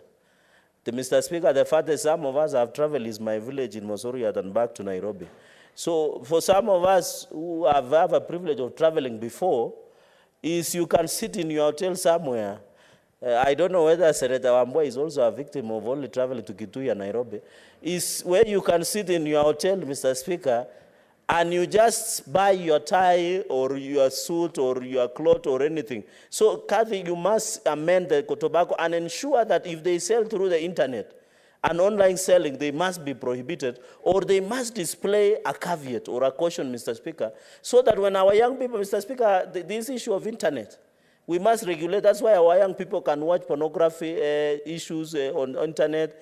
You can see even there was a child that was being rescued. Even pedophiles thrive in internet, Mr. Speaker. And I think I want to thank the government, Mr. Speaker, and the president for having a meeting in Silicon Valley and also with TikTok owners. Because, Mr. Speaker, after 2 a.m., after 1 a.m., Mr. Speaker, to around 4 a.m. in the morning, especially Kenyan time, for some of us, I'm not a night runner, but some of us who are late, who don't sleep very early, Mr. Speaker, because of other duties, you find when you used to go to TikTok live, Mr. Speaker, it was embarrassing. It was a shaming, Mr. Speaker, and I want to thank the president for taking the lead by ensuring that the app of live in TikTok was being removed, Mr. Speaker, because it was killing our youth. Mr. Speaker, you have your son and daughter, they cannot wake up before midday because they were at TikTok the whole morning. That is what was encouraging pedophile activities, and even a girl was being researched going to Zambia to look for somebody in Zambia, Mr. Speaker. And that is why we must agree on the issue of online marketing. Mr. Speaker, I want to say under the amendment that Senator Catherine Muma will bring, it will be very important. And I want to ask Senator Catherine Muma in conclusion, Mr. Speaker, that she should work hard. Wananchi notice such efforts. And when your time comes, you will reap. They say you don't reap what you didn't sow, Mr. Speaker. So I support this motion. We hope it will translate into amendment to the bill, or even come up with a whole bill together and put all these substance, Mr. Speaker. And I want to ask the necessary agencies to continue, Kenya Bureau of Standards and other agencies to continue cracking down the issues of substance so that our young people can be free, they can be energetic and serve this nation to another level. Mr. Speaker, with your indulgence and with tremendous respect, thank you for giving me this opportunity. And thank you for allowing me to add our voice and continue to ask our young people to try and keep off from drugs, because it does not help in any way. I thank you, Mr. Speaker, sir. Senator Manzo. Thank you, Mr. Speaker, for giving an opportunity to contribute in this very important motion. Mr. Speaker, this cigarette smoking has walked a journey in history from the days to enough research has not been done, and from the days the problem was not certain. Mr. Speaker, I want to move a little bit from the way we have done it this morning and do it by example. When I was in lower primary school, Mr. Speaker, and I had climbed a bus, and the tout was smoking, and that smell, I could smell it. I found it so nice, and I thought it was very cool. And I told myself, when I grow up, I will definitely smoke because it's a very good thing.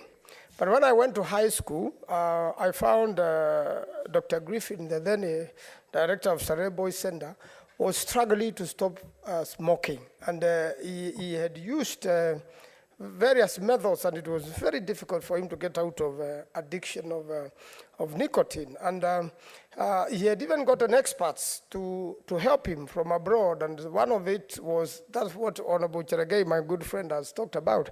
I don't know what has happened to his eyes. Maybe somebody smoked near him. You tell me of a lunch hour. You know, he was, even you see the filters. You know, there was that myth.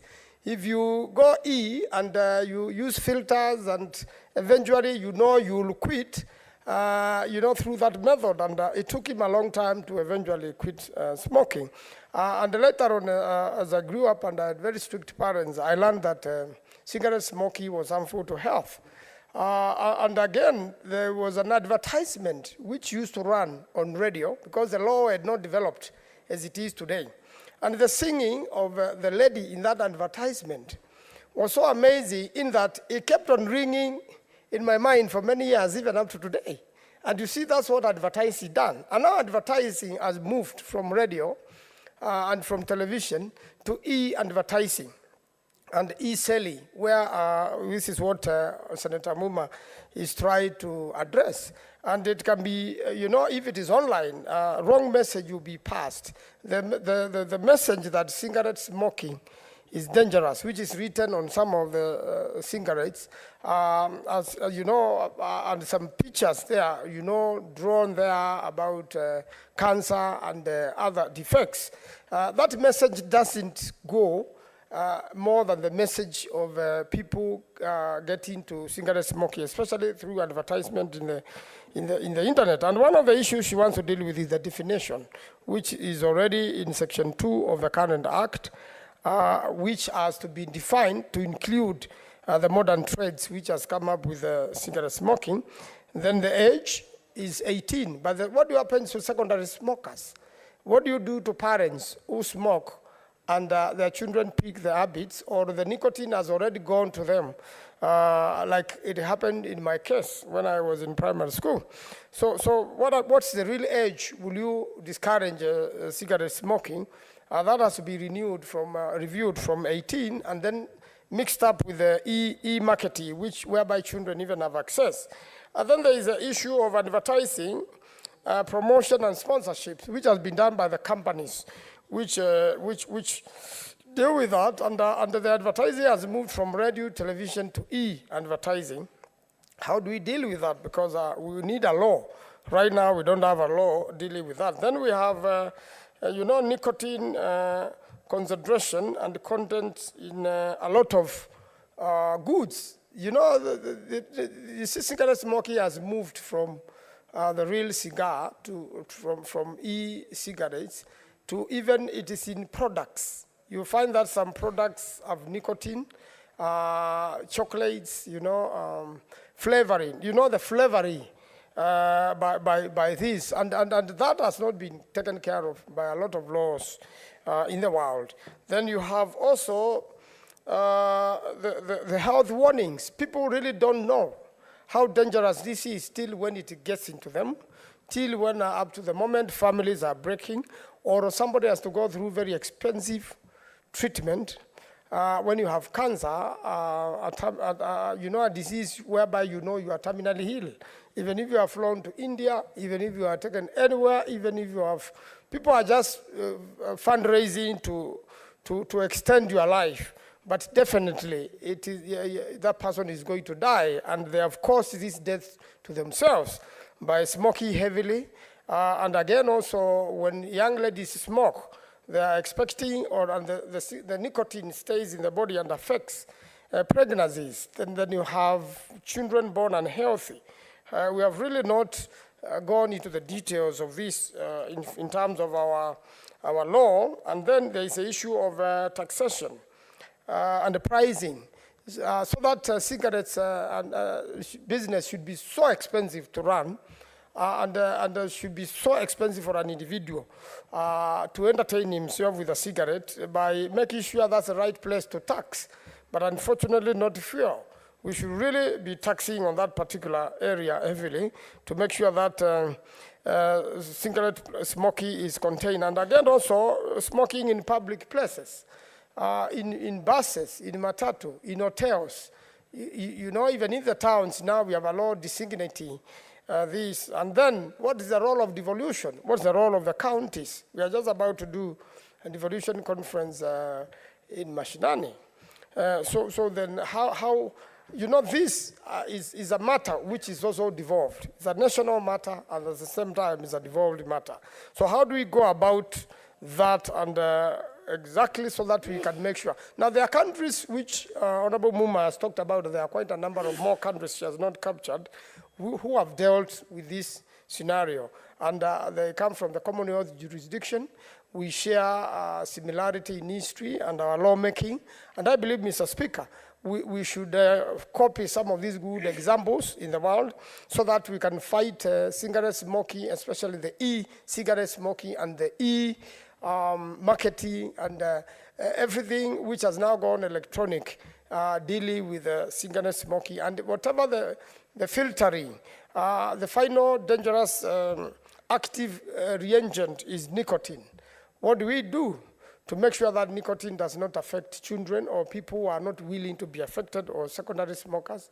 I do support, and I'm willing to work with a very active Senator Muma, whose husband was my lecturer at University of Nairobi as a law student.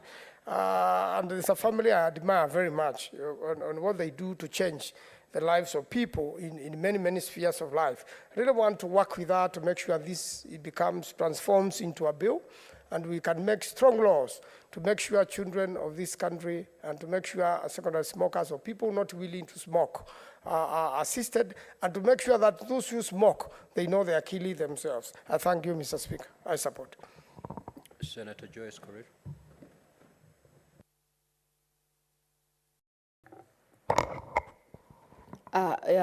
Thank you very much, Honorable Speaker. Allow me to thank Honorable Senator Muma for this motion.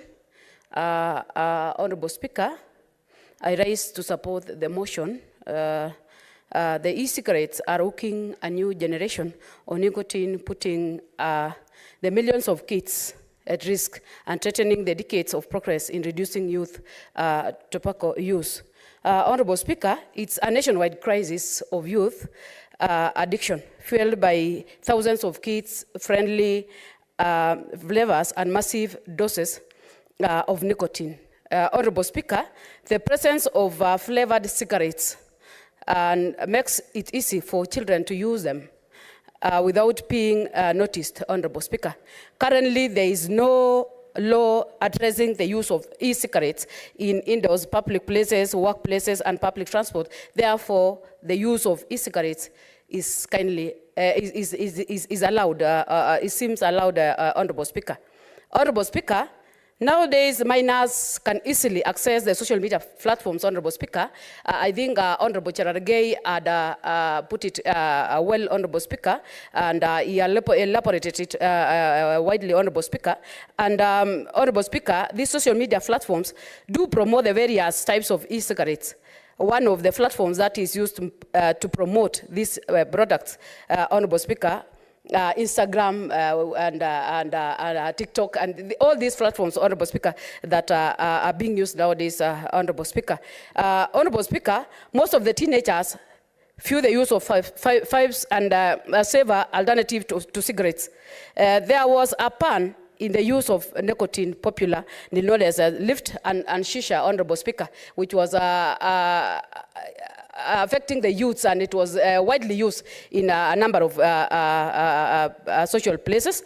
And this ban had aid people seeking alternative ways to get the same effect, hence the increase of use of e-cigarettes, Honorable Speaker. I know there was a lot of efforts by the government to move around and check on the social media houses where these shisha and the lifts were being used. And Honorable Speaker, the youths opted for the e-cigarettes, which is really affecting their lives, Honorable Speaker. And the presence of delivery services, which has made also e-cigarettes easily accessible to the minors. As a vendor, Honorable Speaker, cannot verify whether the buyer is an adult or a minor, Honorable Speaker. Honorable Speaker, nicotine can harm the developing adolescent's brain. The brain keeps developing until about the age of 25, Honorable Speaker. The e-cigarettes can also bring about mental issues among the youth, especially with the counterfeit products that are being brought in by the sellers, Honorable Speaker. So I just want to say that this is a serious issue. It causes a lot of harm to our youths, and I want to thank the government for the efforts that they have put across in terms of trying to make sure that the administration move closely and to make sure that this drug abuse that are affecting the youth is put to an end, Honorable Speaker. So I don't want to say much, but I just want to say that I support the motion. Thank you. Senator Mogene.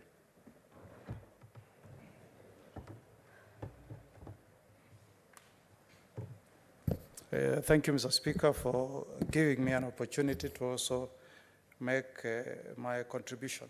Mr. Speaker, I will not belabor the point that honorable senators have raised before the floor on the dangers that are posed to our young people who engage in e-cigarettes smoking. Most of us who are parents, who have nieces, neighbors, young children, we know that it's almost becoming the in thing, Mr. Speaker, for any young adult, not even a young adult, even those who have not attained the age of 18, to think that it's very cool to engage in e-cigarette smoking. And these cigarettes are all over, available in many of the outlets. So, Mr. Speaker, this motion is very timely because as a country, we need to respond to a crisis that we are facing. When I project, Mr. Speaker, 100 or 50 years, when maybe some of us will no longer be in this world, I don't know what kind of generation we are going to leave behind. It's a crisis that should worry all of us. Our grandparents, our parents used to care about how they hand over to the next generation. But it seems for us, we are a country that is in a crisis. That's why, Mr. Speaker, we need to look deeply into this motion and see what interventions the government can put in place. It's good to adopt maybe best practices from the West, but they have also come with a cost to us. When we were in school, Mr. Speaker, we had very strict rules. You knew that there are some things, if you did, you will get serious caning from teachers. And I'm sure people like Senator Galwale may have been caned once or twice. Because teachers were not joking. They were serious. They wanted to mold generations for the future. But now we have come with another freedom where our young people can question teachers. Our young people don't have the respect we had for teachers. In my days, Mr. Speaker, if I'm walking and a teacher is approaching, I stop, I freeze. The teacher passes before I pass. If a teacher says there is no smoking in school, you need business. And the consequences were serious. If you are caught, it could begin with a suspension, then it ends with an expulsion. So we really must urge the government to come with new policies in our schools where those who are caught can also face serious consequences. But I also feel that, Mr. Speaker, our principals, our teachers, are not doing enough to raise awareness. In our days in 1984, 85, when we had the outbreak of HIV/AIDS, Mr. Speaker, there was a lot of effort from our teachers to educate us about what AIDS was all about, the risk. My principal, the late Alex Chacha, was so graphic, Mr. Speaker. He said, young boys, if you joke The word he used is, if you put it, you get it. You get it, you are dead. And it sank in. And I remember that the MOH was brought to school to teach us about the symptoms of AIDS. And it was so scary. So before you tune a lady, you used to remember what you were told by the MOH. What are the symptoms? Those days they used to say you will go within 6 months. But I don't think currently we have these kind of programs in our schools where we invite people to come, talk to our young kids. And if we want to make it cool, let's go to a situation where we even take our young kids to workshops. And we get their peers who can talk to them about the dangers of these things. Because this is something worth an investment from our government. I am told, I'm lucky, Mr. Speaker, because I've never been a smoker myself, but I'm told that if you put intervention early enough, you can save some of these kids. Mr. Speaker, why can't we have a budget by the government? If Kalwale is a doctor, he will tell us. I'm told there are some substances. If you are given, you are in smoking, it could help you in quitting. So that, Mr. Speaker, some of these young people, before they get into full addiction, the government can set aside money where they get treatment at the expense of the government, so that we assist them. But, Mr. Speaker, I'm even worried of a serious problem, the problem of hard drugs. And when we passed our Constitution 2010, we committed a few mistakes. One of them, Mr. Speaker, is what we put in chapter 4 of our Constitution, that every offense is bailable. You get somebody today offering drugs to young people, even if it's a 12-year-old, he goes to court, he's charged, tomorrow he's free. He goes back to the market to sell the substance to more children. In countries like China, if you are caught with the drugs, Mr. Speaker, you can be sure that that is the end of your freedom till your case is heard and determined. And I think we need to revisit. Every country in the world, you do an audit of your constitution and you see where you went wrong, where it's not serving you well, you look at it. If I got a chance, Mr. Speaker, this is one area, even if it should be the only one, where we make it very clear in our constitution that anybody caught offering drugs to young people and you are charged in a court of law, you should not be granted bail. So that we reduce the number of people roaming here, out here, offering drugs to our children, Mr. Speaker. I don't know why we fear amending the Constitution. The Americans, Mr. Speaker, it took 2 years after 1787 for them to relook at their Constitution and propose amendments. The Bill of Rights was not in the American Constitution when it was enacted in 1787. By the first 5 years, they had amended 10 articles out of the first proposal of 7 articles. I know you say the Bill of Rights, for you to deny a Kenyan, you need to go to a referendum. But why do we fear referendums? If we are doing it in the best interest of our children, Mr. Speaker. Just the other day I was watching news, the French, to kick out bicycles from Paris, they went into a referendum. And the people voted and made a decision. In Australia, they are going to have a referendum in November on an issue that touches on the rights of the Aborigines. It's a normal thing. Ever since they enacted their constitution in 1900, the Australians have had 44 referendums. Out of these 44, only 8 have gone through. The rest have been rejected. I really want to urge us as leaders to one time have a conversation. If this issue of drugs has reached the levels it has reached, it's causing a crisis to our youths.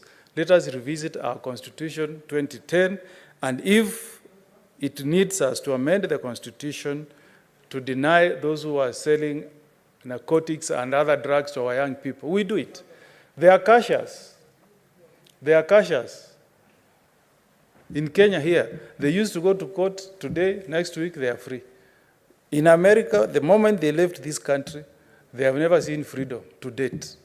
And that's how you deal with hard drugs. It's not a matter to joke with, Mr. Speaker. That's why many countries take it seriously. I want to urge my colleagues, honorable senators, let us have a serious conversation. We elevate the motion that has been brought here by Senator Catherine Muma to a holistic approach where we look at not only e-cigarettes, but also the dangers that young people are facing from this addiction of not only e-cigarettes, but also the issue of hard drugs. So I support this motion, Mr. Speaker, and I hope that we'll really elevate this to another level so that we can save our future generation. With those remarks, Mr. Speaker, I fully support. Thank you.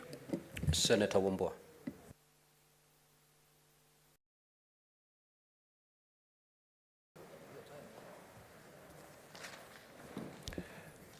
Thank you, Mr. Speaker, for giving me this opportunity to also add my voice to this all-important motion by our colleague, Senator Catherine Muma.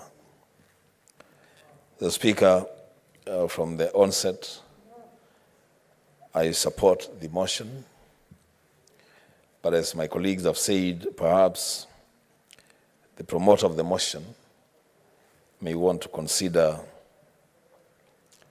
moving very fast and proposing an amendment, or actually several amendments to the Tobacco Control Act of 2007.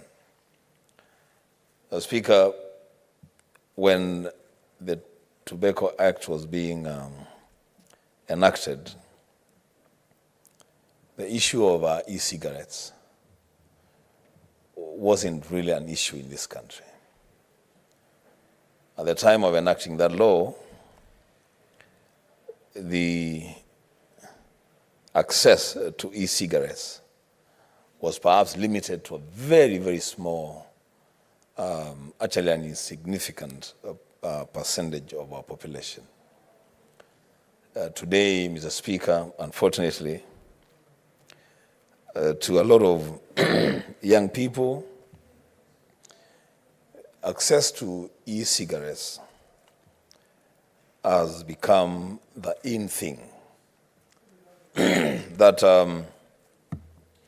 young people in their social spaces would want to be seen walking around with the e-sticks and doing their thing. Mr. Speaker,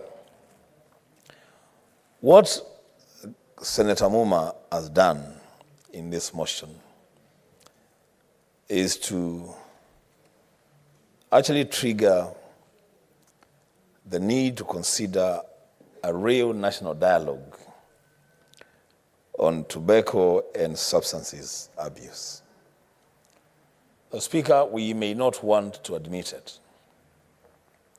but the fact, whether we admit it or not, is that we are, as a country, we are losing an entire generation to drugs and substances abuse.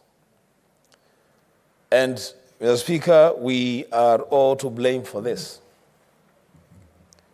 because I think a lot of people, and especially parents, have become too busy.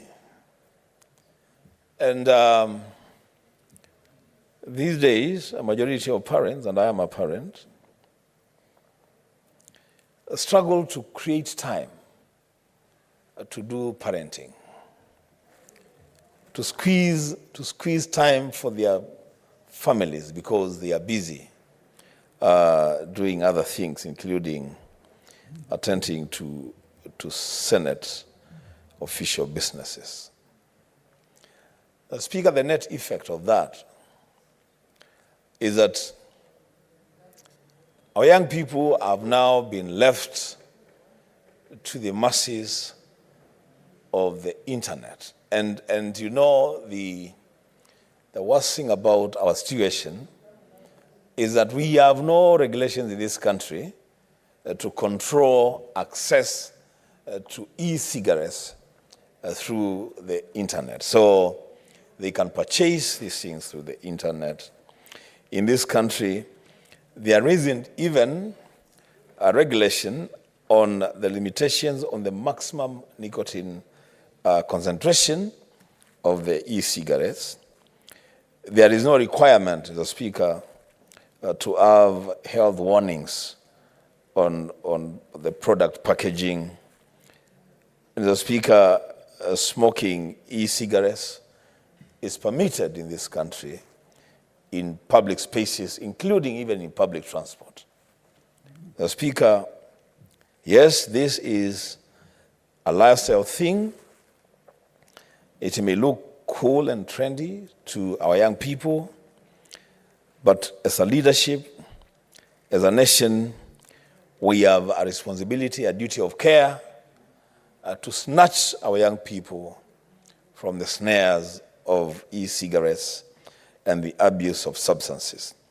So, Mr. Speaker, I will join my colleagues in congratulating Senator Muma for coming up with this motion and asking her then to move, as I said, and propose the necessary amendments to the Tobacco Control Act of 2007 so that we can have a real conversation, so that we can get an opportunity for the public to participate in enacting laws that are relevant to our situation and to our country at such a time as this. Mr. Speaker, with those remarks, I support.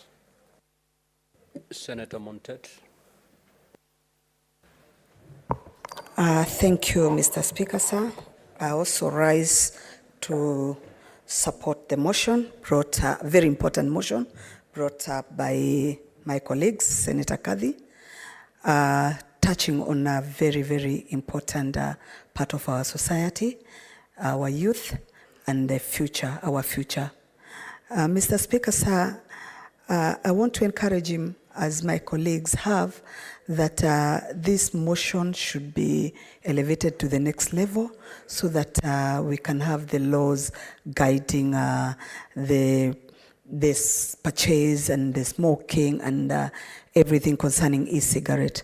It's so sad, Mr. Speaker, sir, that the e-cigarette has really been abused by our youth. Now, most cases are very hard, dangerous drugs are added into those cigarettes as they take them in their social setups. And we end up having a very, very saddening situations, having so many of our youth in rehabilitation centers looking very bad. Mr. Speaker, sir, it is, because there is no law, the law is not there to govern this particular issue on e-cigarettes. Even the teachers in schools are finding it very difficult to control the use of e-cigarettes. As it has been said by many of my colleagues, that it has become the norm or the cool thing to be on e-cigarettes on our youth. And the fact that most of our youth are able to access the internet at a very early age and with no controls, Mr. Speaker, sir, this has really, really contributed a lot in promotion of abusing this substance. So, Mr. Speaker, sir, I would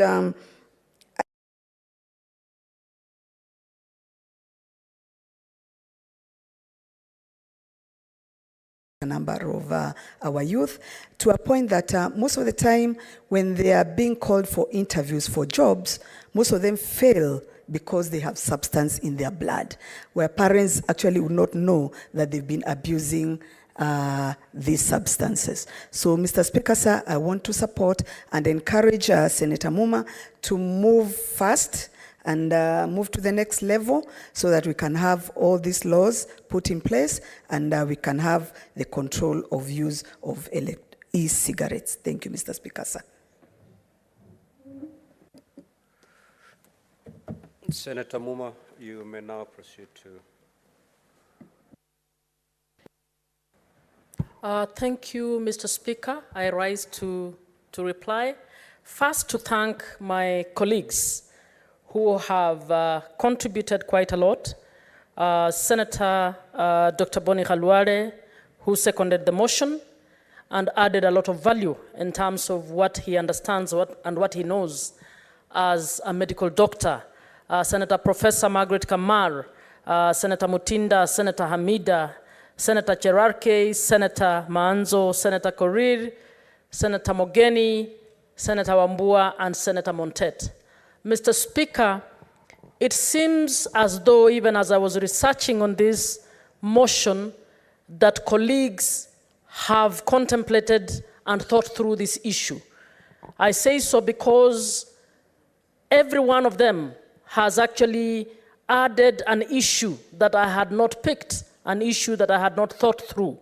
So I believe that this motion is a motion that is not just moved by Senator Muma, but is a motion that I believe this Senate would want to move to the next level. Mr. Speaker, as I researched, I realized that we need to go where colleagues have asked me to go in terms of developing a bill.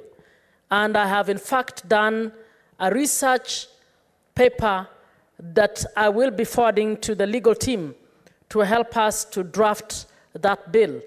Mr. Speaker, I call on everyone in the House to be ready to contribute to this bill so that this bill is our bill and is a bill for the Kenyan people and the Kenyan young people.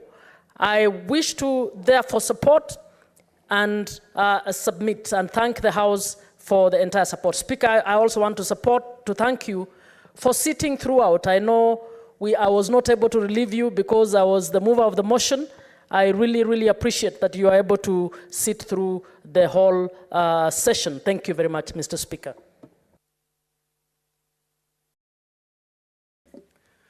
Now, honorable senators, this matter does not affect counties, and therefore I proceed to put the question.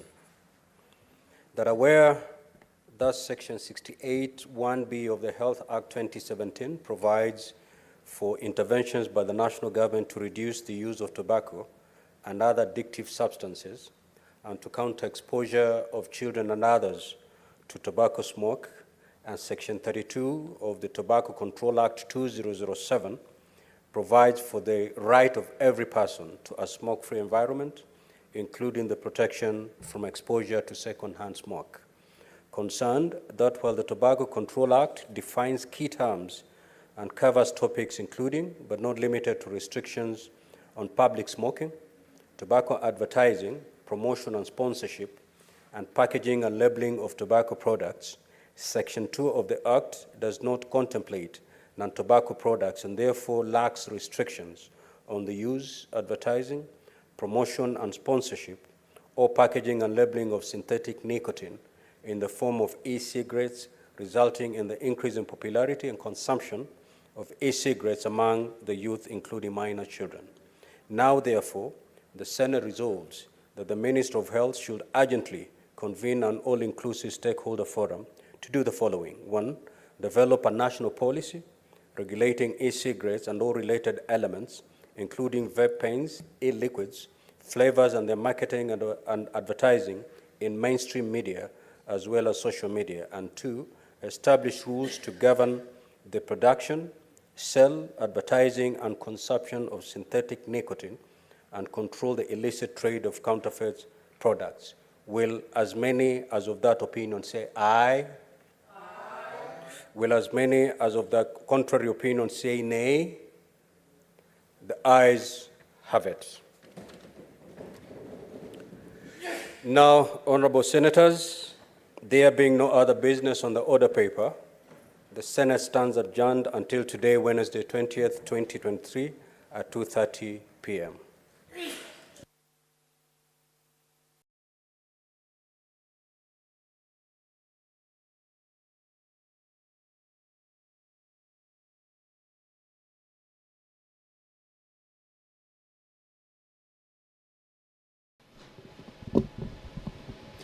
Naam, uhali gani mtazamaji popote ulipo? Hicho kimekuwa kikao rasmi cha bunge la Seneti na sasa tumefika kikomo. Nikirudi tu nyuma ni kwamba waziri wa leba na masuala ya jamii Mheshimiwa Florence Bore alikabiliana na maswali kutoka kwa Seneta George Mbugua ambaye ni seneta mteule. Na katika kukabiliana na maswali, waziri Bore aliangazia maswala ya walemavu na nafasi za kazi. Kisha aliangazia idadi takriban ya walemavu walioandikwa katika sekta ya umma. Akaangazia sheria ambayo inasema 5% ya nafasi za kazi zinazotangazwa ziwaendee walemavu. Hii sheria inapatikana katika sehemu ya 13 ya sheria ya 14 ya mwaka wa 2003. Sheria ambayo inahusu watu wanaoishi na ulemavu. Waziri Bore pia aliangazia hatua ama juhudi ambazo serikali inafanya kuona kwamba sekta ya umma na pia sekta ya kibinafsi zinatii vipengee vya sheria vinavyohusu kuajiriwa kwa walemavu na pia haki za wafanyikazi na walemavu. Hatimaye aliangazia juhudi za serikali kuona kwamba umma unahamasishwa vilivyo kuhusu ulemavu kwa minajili ya kuondoa na kuua kabisa unyanyapaa dhidi ya ulemavu na walemavu. Baada ya kukabiliana na maswali hayo, waziri Bore aliruhusiwa kuondoka. Kisha shughuli ambayo imetimisha ni shughuli nambari 8 ama shughuli nambari 8 ambapo ilikuwa ni hoja ambayo ililetwa na Seneta Catherine Muma. Inahusu taratibu za matumizi ya sigara za kielektroniki nchini Kenya, yani Regulation of Electronic Cigarettes in Kenya. Na kupitia kwa hoja hii, Seneta Muma anatafuta tu kutungwa kwa sera ya kitaifa ya kuweka taratibu ya matumizi ya sigara za kielektroniki kama vile e-cigarettes, ikiwemo vape pens, e-liquids na ladha mbalimbali za sigara za kielektroniki. Na kupitia hoja hii, Seneta Muma anataka kuwe na maagizo ya kuendesha sheria za utengenezaji, uuzaji, utangazaji na matumizi ya nikotini mbadala, yani synthetic nicotine. Seneta Muma alipomaliza kuangazia hoja yake, Seneta Boni Khalwale wa kaunti ya Kakamega aliafikia, kisha spika akapendekeza hoja hiyo. Baada ya hapo, maseneta kadha wa kadha walipata nafasi ya kuchangia. Seneta Kibwana, Seneta Cherargei, Seneta Manzo, Seneta Korir, Seneta Omogeni na hatimaye Seneta Wambua ndio maseneta ambao walichangia. Mwishowe, Seneta Muma alitoa jibu na kusema kwamba kutokana na hoja hiyo, mswada uko njiani. Mtazamaji, kufikia hapo ningependa kukumbusha kwamba mnamo saa 8:30 alasiri kutakuwa na kikao kingine cha bunge la Seneti, na kuomba wakati huo utakapofika usipitwe. Kwa sasa sina la ziada, nimekuwa wako Vusaka Litu na kutakia adhuhuri njema.